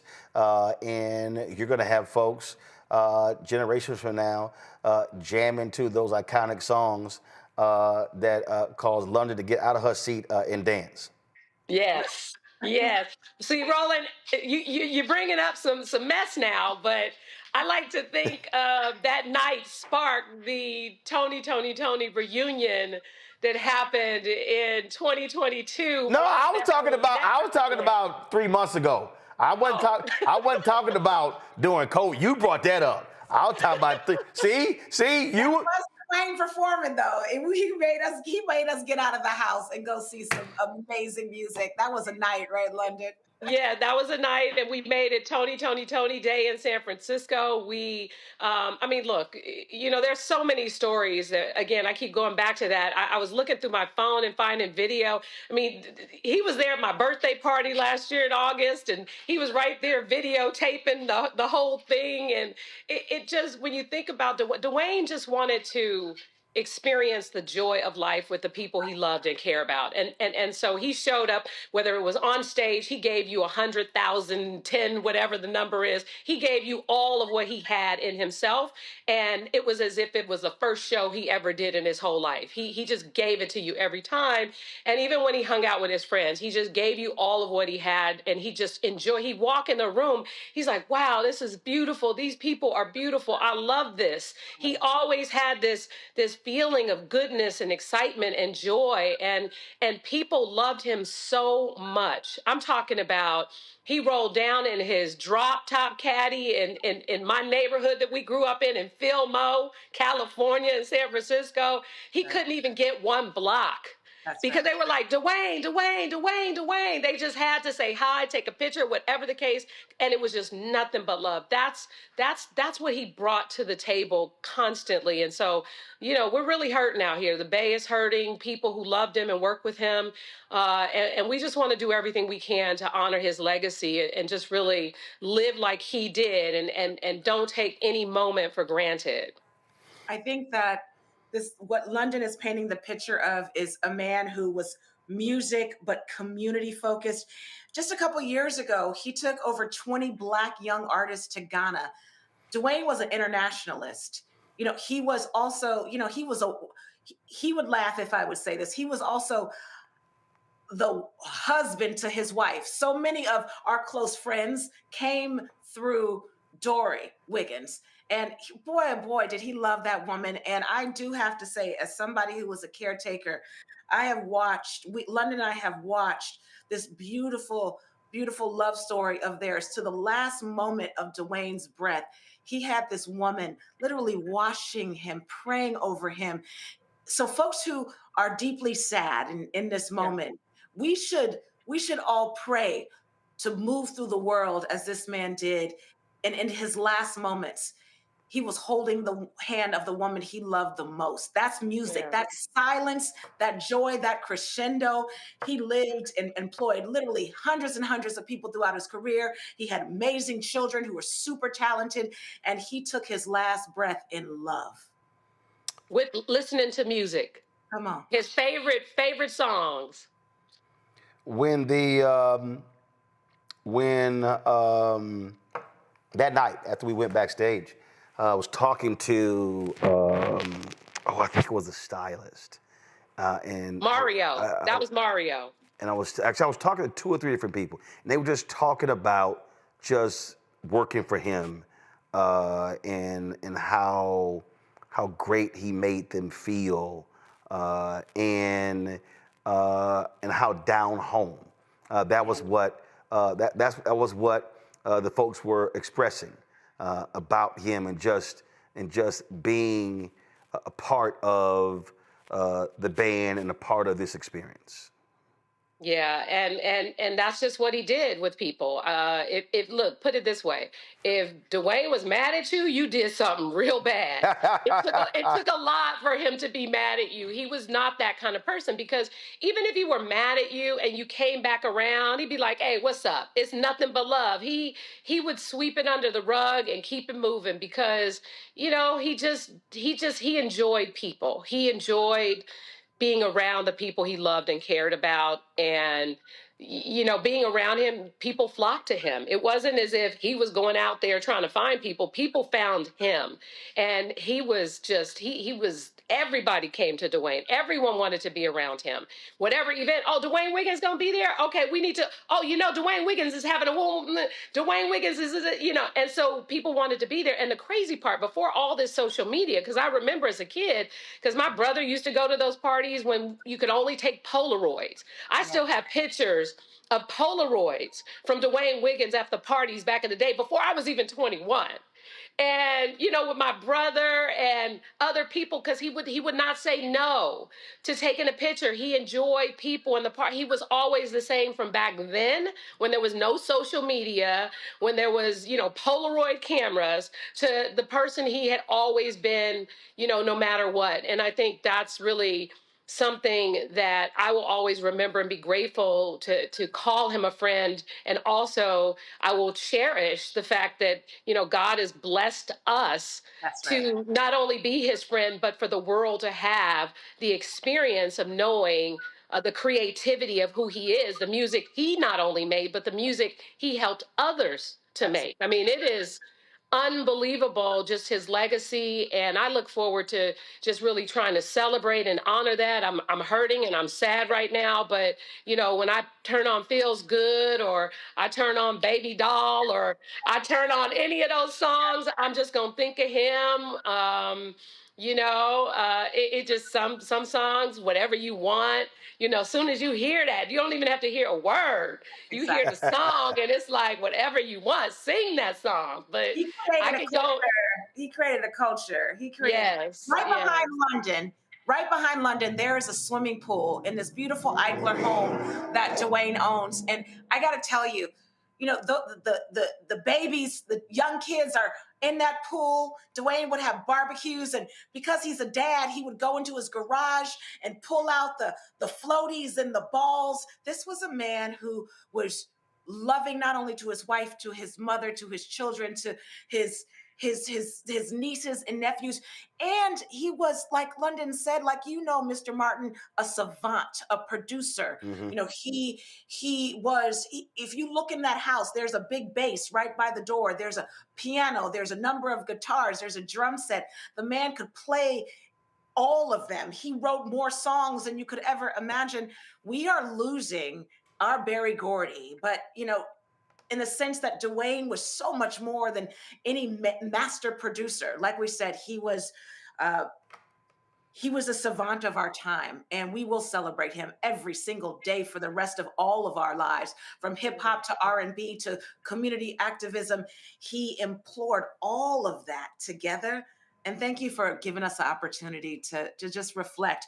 You know, he just passed away today. Yep.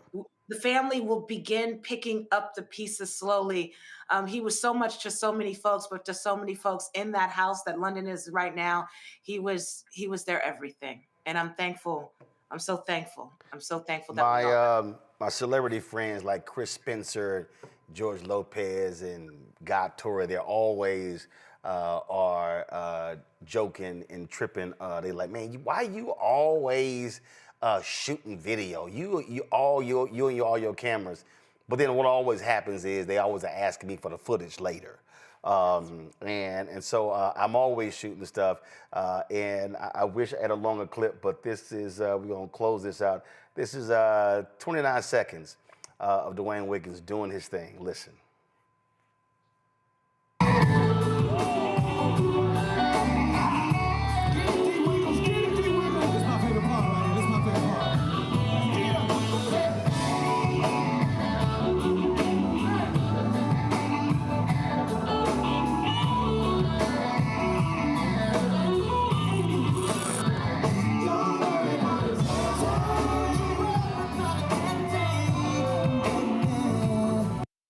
It was just that look, that look. Hey, when you're in the pocket, there's a certain look musicians have, and you can just see how. But just go right to it right here. How he just nodding his head like, "Yo, I'm in this thing, feeling good." Yes. Yes. All right, then. London Breed, Latifah Simon, Congresswoman Latifah Simon, I appreciate it. Please give our condolences to the family, and thank you for joining us for this tribute. keep telling the story. Thank you so much, Mr. Martin. Thanks a bunch. Appreciate it. Quickly, I go to our panel. You want to share your thoughts? Tony? Who wants to go first? Absolutely. I'll hop in, Rutland. Just because I got 3 points I want to make. Well, one, I saw Tony at National Harbor last year when they performed, and me and my wife had no idea that'd be the only opportunity we would have in our entire lives to see the full group perform. And so for these artists who are out here touring, I highly encourage y'all to go see them. You never know when it's the last time you're going to see them. The last people who saw Angie Stone perform had no idea that's the last time they would give the opportunity to see her perform. Same with Tony. Secondarily, black men, if you have a friend or a confidant or anybody that you haven't talked to in a long time because y'all been beefing, squash it. You do not know how many more times you'll have an opportunity to talk to them. And do you really want to waste 10, 20, 30 years being mad at somebody over something that, whatever it was that happened years ago? We have to start coming back together and understanding that life is finite. 2 weeks ago, Roland texted me saying the stroke starts in 2 minutes. I was in a hospital bed because my blood pressure was 227 over 170. You never know what's going to happen, and you're lucky to be alive every day, so cherish those things. The last thing, make sure that you are taking care of yourself and taking care of your family and following in the image of individuals like this who are true pillars of their community and understanding that every day is crucial and valuable. Leave a lasting legacy just as he did. Zachary, Michael? You know what? It never rains in Southern California, and it also never rains in heaven. It never rains in paradise. And so may this man rest in paradise, and he has earned his peace. I am so thankful that I had the opportunity, and for so many people out there, to grow up on the sounds of Tony. And I'm hopeful that the music that was produced will be a blessing and an inspiration to younger artists out there, and will maybe even as we listen to this catalog again and we go back in time and we listen to it all over again, it's going to motivate this kind of music to kind of come back into the mainstream, because we have allowed it to go out of the mainstream. We got to bring it back. That good time, feel good R&B that has a message but also brings all the feels. Michael? First of all, I got to say, Robert, speaking from experience, get your blood pressure under control. Mine was 193 over something. Okay, mine was 193 over something in 2022 and scared the hell out of the doctors. It's down to the normal level, caused me to start losing weight as well. Tony was phenomenal. I remember when it came out in 1990 and really hit it big with It Feels Good. They have like really good sounding music. It Never Rains in Southern California. Let's Get Down featuring DJ Quick. And, so this is a big loss. I encourage people to listen to the music during while we were listening to Representative Simon and former Mayor London Breed. I was watching It Feels Good on YouTube. And also, we just lost Angie Stone. I saw Angie Stone perform live down in Atlanta at the 3-day Juneteenth festival about 3 years ago. I got a chance to meet her. Never met Tony, but, phenomenal group. And one of the few groups that actually played instruments as well. So this is a big loss. Indeed. Folks, that is it for us. Let me thank Robert, Michael, as well as Zachary. Thanks a lot. I appreciate you joining us. Folks, we're going to do this here. You know how we always do it. We always end the show where we roll the credits. So we're going to do a couple of things, though. We're going to roll those credits, but also after those credits roll, I don't know if many of you who saw the full speech that Congressman Al Green gave on the floor of the House after he was censured. It was a 32-minute speech. It was phenomenal. We're gonna roll that in totality. And so we're going to do that. But before I go, don't forget, support the work that we do by joining our Bring the Funk fan club. If you want to give to us via Cash App, use the Stripe QR code. It's right here, right now. If you're listening, go to blackstarnetwork.com. Send your check and money order, P.O. Box 57196, Washington, D.C., 20037-0196.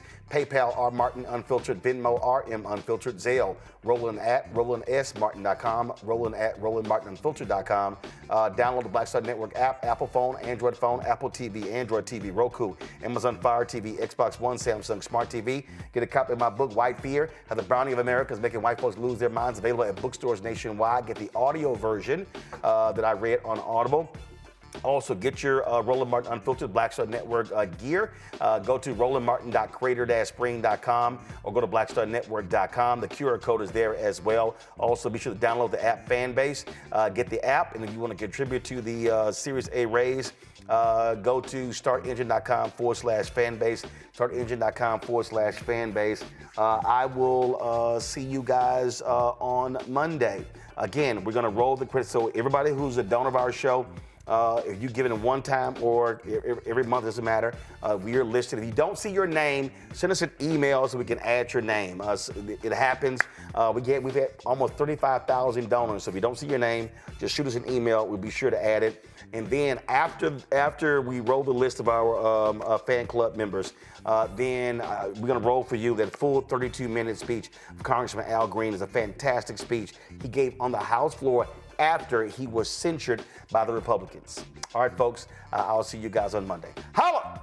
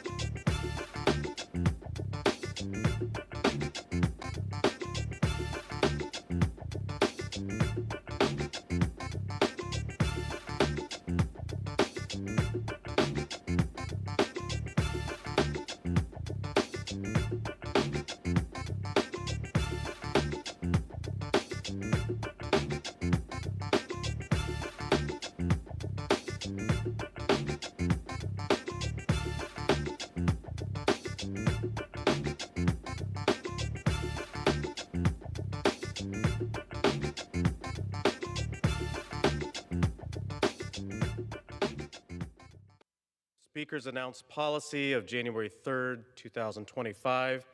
The gentleman from Texas, Mr. Green, is recognized for 60 minutes as the designee of the minority leader. Thank you, Mr. Speaker. Mr. Speaker, and still I rise. And still I rise, a proud, liberated Democrat, unbought, unbossed, and unafraid. And I rise today, Mr. Speaker, to call to the attention of the House this place that I revere, and notwithstanding recent events that I have great respect for. Mr. Speaker, I rise today in response to a censure that took place as it relates to my behavior. I have been told by some that they did not have an opportunity to hear the actual resolution as it was read. I have here HRes 189, the censure resolution as it relates to my behavior. I believe this resolution should be read. I am not in any way upset with the Speaker. I want people to know that the Speaker did what he was supposed to do. He did what he was supposed to do when we had the joint session of Congress. When I interrupted, the Speaker called it to my attention. He did it on multiple occasions. I have no reason in my heart to be upset with the Speaker. Later, persons came over and escorted me out. I appreciate them. They were very kind to me, the officers, very kind. They said kind words to me. And as a result of my behavior, I have been censured. I'm going to read the resolution and give some commentary. It reads, HRes 189, in the House of Representatives, Mr. Newhouse submitted the following resolution, which was referred to the Committee on, and the copy that I have does not have a committee. I'm not sure it was referred to a committee. It may have come straight to the floor. But regardless as to how it arrived, it did. And I'm not contesting the procedure. The resolution reads, censuring Representative Al Green of Texas. Whereas on March 4, 2025, during the joint session of Congress, convened pursuant to House Concurrent Resolution 11, the President of the United States, speaking at the invitation of the House and the Senate, had his remarks interrupted by the representative from Texas, Mr. Green. Whereas the conduct of the representative from Texas disrupted the proceedings of the joint address and was a breach of proper conduct. And whereas, after numerous disruptions, the representative from Texas had to be removed from the chamber by the sergeant at arms. Now, therefore, be it resolved that 1, Representative Al Green be censured. 2, Representative Al Green forthwith present himself in the well of the House of Representatives for the pronouncement of censure. And 3, Representative Al Green is censured with the public reading of this resolution by the Speaker. Some things bear repeating. That concludes the resolution. But some things bear repeating. I respect the Speaker. I I have no ill feelings toward the Speaker, none toward the persons that escorted me away from the floor, because I did disrupt. And I did so because the president indicated that he had a mandate. And I wanted him to know that he didn't have a mandate to cut Medicaid. I did this because Medicaid is the only insurance many people have in this country. I am blessed. As I stand here now, there's a physician waiting. If something should happen, I will be taken to that physician. I have the best health care in the world. There are other people who have less than I. I would have them have what I have. But I surely will not stand by and see them lose what little they do have. Medicaid is for people who don't have the kind of health care that 435 members of Congress and 100 members of the Senate have. But they do have some health care. It has been approved by legislation that the Energy and Commerce Committee would cut $880 billion from their budget. The overwhelming majority of that budget has to do with health care. I see no way for this cut to take place without cutting into Medicaid. I am going to fight the cutting of Medicaid. I hope that this comment, this message that I'm giving today will deter them and cause them to go a different way. Then they can say, we were never going to do it. Al Green just had this false notion. Well, let me have it. Don't cut Medicaid. It's all they have. This is the richest country in the world. Mr. Musk has doctors. He will get the best health care. Let him understand that he should be on my side. He should be on the side of the people who need this health care. He has the ear of the president. Mr. Musk, speak to him. He listens to you. But for the grace of God, dear brother, you could be on Medicaid. You've just been blessed. Don't assume that it's your intellect that has caused you all of these great blessings that you've received. You've just been blessed beyond measure. Speak to the president and tell him that Medicaid ought not be cut. But I continue. I interrupted. I was said to be in need of sanctions. I came to the floor today, and while the speaker was reading, I recalled what happened in the 60s. I recalled when we were faced with adverse circumstances. We would sing a song that would inspire and encourage us to move forward with alacrity. The words were, we shall overcome. We shall overcome. We shall overcome someday.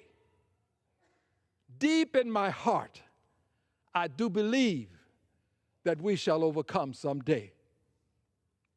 That was an act of incivility. Why, Al Green, would you come to the well before your colleagues in the world and commit an act of incivility? Here is why. Because when the President of the United States, right there at that podium, addressed the members of Congress, Democrats seated on this side, seated, many of them saying nothing, the President of the United States looked upon them, pointed toward them, and said, I quote, and said, lunatics. The President of the United States at a joint session of Congress called members of Congress lunatics. That was an act of incivility. Incivility. There comes a time when you cannot allow the president's incivility to take advantage of our civility. And that's what's happening in this country. His incivility is overwhelming our civility. We cannot allow this. That act of incivility was in direct response to the president's incivility. Mr. President, you, sir, you were wrong when you pointed to the members of Congress and called them lunatics. Democrats, I might add, called them lunatics. The president hasn't been sanctioned. President hasn't been reprimanded. No censure of the president.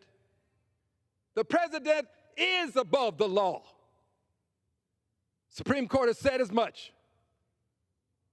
He can do things that no other can do. Above the law as it relates to certain things, but not as it relates to all things. Not all. He is still subject to the norms of society. The decorum that you expect from me, you have to respect and expect from the president. Why would we allow him to use his incivility and expect me to continue to engage in civility as it relates to his incivility? Mr. President, there are some of us who are going to stand against your incivility. We have reached a point in our history where we have to hearken back to that which got us to this point in our history. I remember the 60s. I remember Dr. King. I remember the movement. I remember what it took to get me in this house. I'm not here because I'm so smart. I'm not here because of brilliance or good looks. I'm here because people made great sacrifices. And it was incivility. It was disruption. But they were prepared to suffer the consequences. We're going to have to resort to the same tactics that we used in the 60s. But we did it for a worthy and noble cause. Calling the people of Congress lunatics was not noble, Mr. President. It was an ignoble act of incivility. But I remember how we marched and how we protested. And I'm prepared to do it again.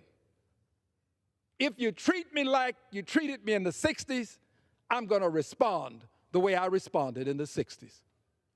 It is time for us to use the same level of incivility that was used in the 60s for a noble cause, to save Medicaid, to protect Medicare, to prevent the demise of Social Security. It is time for us to take that stand. Incivility emanating from the highest office in the land cannot be tolerated and has to be negated. I did it, and I have said to people, while I respect others and while I absolutely was cooperative when they led me away from the floor, but if circumstances permitted, given what I know, I have to be candid. I would do it again. I would do it because I care about these people on Medicaid. For edification purposes, the state of Texas was accorded $100 billion. 100 billion Medicaid dollars. 100 billion Medicaid dollars sent to the state of Texas to help poor people. And what did the state of Texas do? The state of Texas rejected $100 billion for poor people and Medicaid. 100 billion, not million, 100 billion. State of Texas does not have the goodwill necessary to manage Medicaid dollars. If we block grant this money and send it to Texas, those who are in need of it will get less of it. We have to stand up for them. They're among the least in our society. Unfortunately, we have to stand up for them. So I'm standing up for those people. I will continue to stand, and I will continue to tell the world that this incivility has to be dealt with. We have to deal with the president's incivility. The name calling never ceases. Maxine Waters, he has assaulted verbally. Miss Wilson from Florida. The list goes on and on and on, as Congresswoman Waters is known to say. On and on and on. We sit and we watch with civility as he employs incivility.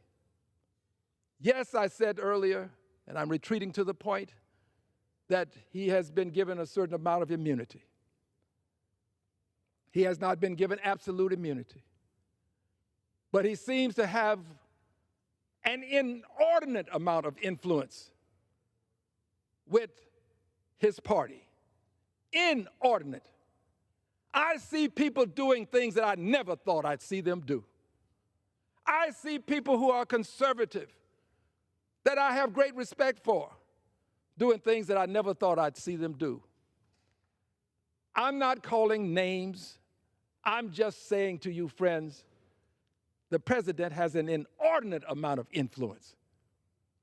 Inordinate, unusual, incomprehensible amount of influence. So the courts have given him a certain amount of immunity.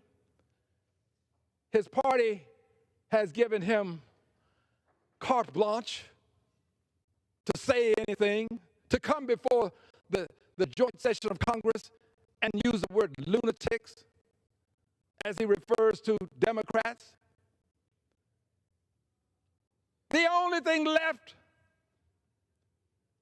in ordinary times would be the courts. The court. Court orders are to be obeyed. I don't always like them, but I remember what John Lewis explained to me about peaceful protest. Protest, the court orders you to do certain things. You don't have to agree with it, but you do it. You'll be willing to suffer the consequences. Well, the courts are right now in the midst of, as best as they can, trying to give us the laws necessary to prevent certain things from happening. Mass layoffs. Mass layoffs have to be taken to court. Mass layoffs, no due process, no thought of what's happening in the lives of these people, that you just take a pen and with the stroke of a pen, you're off. No concern about children in school, no concern about loved ones who may be ill that they're taken care of, being the chief breadwinner for the family, no concern. You've got billions, Mr. Musk. Why should you care about the concerns of people who have much less, who are working every day to eke out a living? You have billions. You shouldn't worry about them. Worry about making more money. Go to the moon. Well, they don't have that luxury. I'm going to stand for them. Mass layoffs without any consideration. I just believe that this level of behavior, if conducted, committed, engaged in by one Barack Hussein Obama, when he was president, if he behaved in this fashion, he would have been impeached. he would have been impeached. I will go to my grave with this belief. We wouldn't allow these mass layoffs. We wouldn't allow these cuts to veterans, and we wouldn't allow Medicaid and Medicare and Social Security to be on the chopping block. He would have been impeached. And to be very honest, I would have voted for the impeachment, because I don't think that we should allow a president to circumvent what we know to be the requirements associated with the legislative process and with due process, which should be accorded people who are being fired, as it were. So you do these things. The courts are acting, and the courts should act. But there is a point in time, Mr. President, if your incivility allows you to disobey court orders, given that your party has given you carte blanche, given that you believe you have absolute immunity by virtue of what the Supreme Court has accorded you, and you don't have absolute, but I think you believe it. When you cross that line, and you, Mr. President, decide you will no longer honor orders from the judiciary, when you decide that Marbury versus Madison means nothing, when you decide that you are the supreme law of the land, on that day, we will have a dictatorship. And we are close, because you are continually inching right up to the line, and you're looking over to the other side. And at some point, regrettably, you may cross over. Mr. President, I beg that you not do so. I beg that you would not do so, that you would honor the third branch of government designed to settle disputes among us, not always in a favorable way to some, obviously, but that's what it's there for. So I beg, Mr. President, that you would not dishonor the judiciary in this country. But here's what I know. I know that you have the ability to say to a judge, you've issued your court order, now let me see you enforce it. That's my Justice Department, not Al Green's, President's. That's my Justice Department. The head of my Justice Department has pledged fealty to me, not Al Green, the President. That's my Justice Department. Let me see you get my Justice Department to enforce your order, Mr. Judge. More specifically, Mr. John Roberts, get my Justice Department to enforce your order.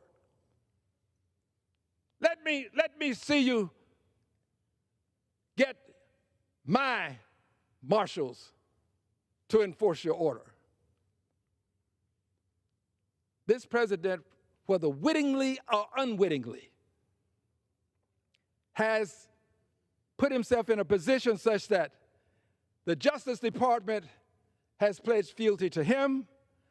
Generals in the military, you don't get these positions now unless you have pledged fealty to him. We ought to be ashamed of ourselves to allow such a thing to happen. Yes, generals in the military, Justice Department, the courts, many of them are bending knees, genuflex.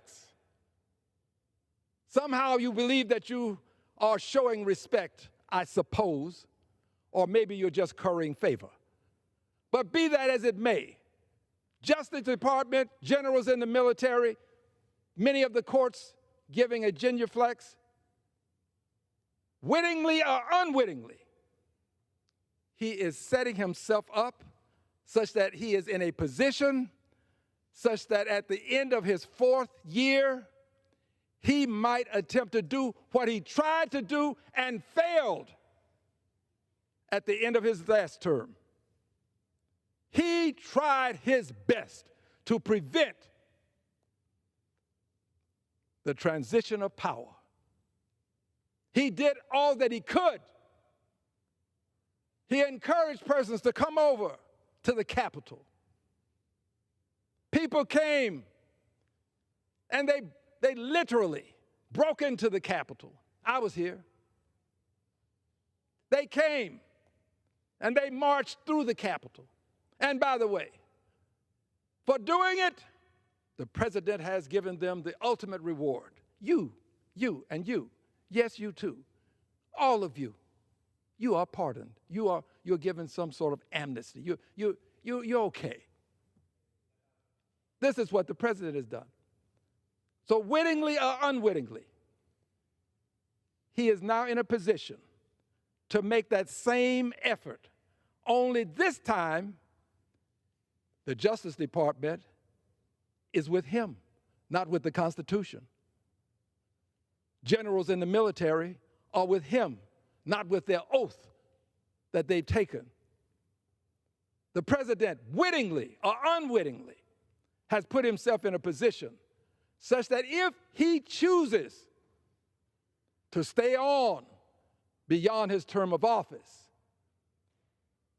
if he chooses to do what a member of Congress has suggested that might be done by law, which is to give him a third term, in law, I hold no animus toward the member of Congress who's done this, filed the legislation. No animus to you, dear brother.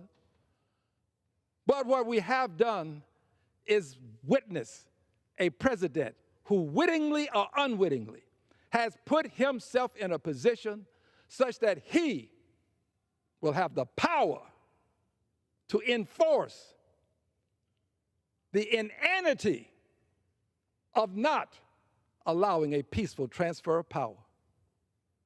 He literally is putting himself in that position, wittingly or unwittingly. He is. And as a result of his doing this, we have to not allow his incivility, his requirement of fealty, to prevent us from taking the necessary actions to protect liberty and justice for all, to protect government of the people, by the people, for the people, to protect what this country has in its great and noble ideals. We have to do what is necessary. I believe that we have to engage in a level of positive, righteous incivility. Positive, righteous incivility. The same kind of incivility that Dr. King engaged in, that John Lewis engaged in.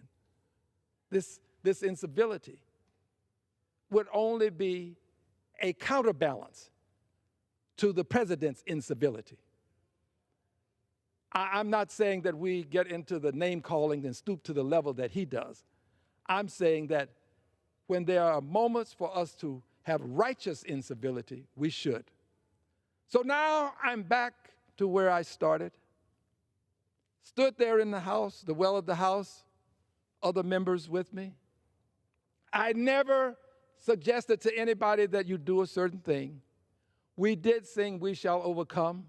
It was an act of incivility, but I want people to know that it was in direct response to the president's incivility at the joint session of Congress. He has not been reprimanded. He has not been censured. He won't be reprimanded. He won't be censured. However, there is one, as the president uses it in his parlance, one card. There's one card that we have. You told the president of Ukraine, you don't have the cards. Well, Mr. President, we have the cards. There are 435 of us with the cards. And the card, Mr. President, you know well, because on 2 occasions, these cards have been utilized to check you. You don't always get convicted when you're indicted, but you do get indicted. And if you continue with this line of behavior, you may not just simply be indicted. That means impeached. You may be more than impeached. There may be a Senate that has the will to live up to the ideals in the Constitution. And when that Senate does so, you will no longer be president. There are 435 cards. Mr. President, I have one of those cards. I have one of them. You are a Goliath. You are a Goliath. You now have control of the Justice Department. You have the generals pledging fealty. You are a Goliath, Mr. President. But there are 435 Davids. 435 Davids. 435 with the power accorded to us by way of the rules of this House to bring articles of impeachment. You may not be impeached the first time, but there's always a second, and there's always a third. And in the end, if you, Mr. President, continue with this behavior, you will be impeached, and I believe that will be the will in the Senate to convict.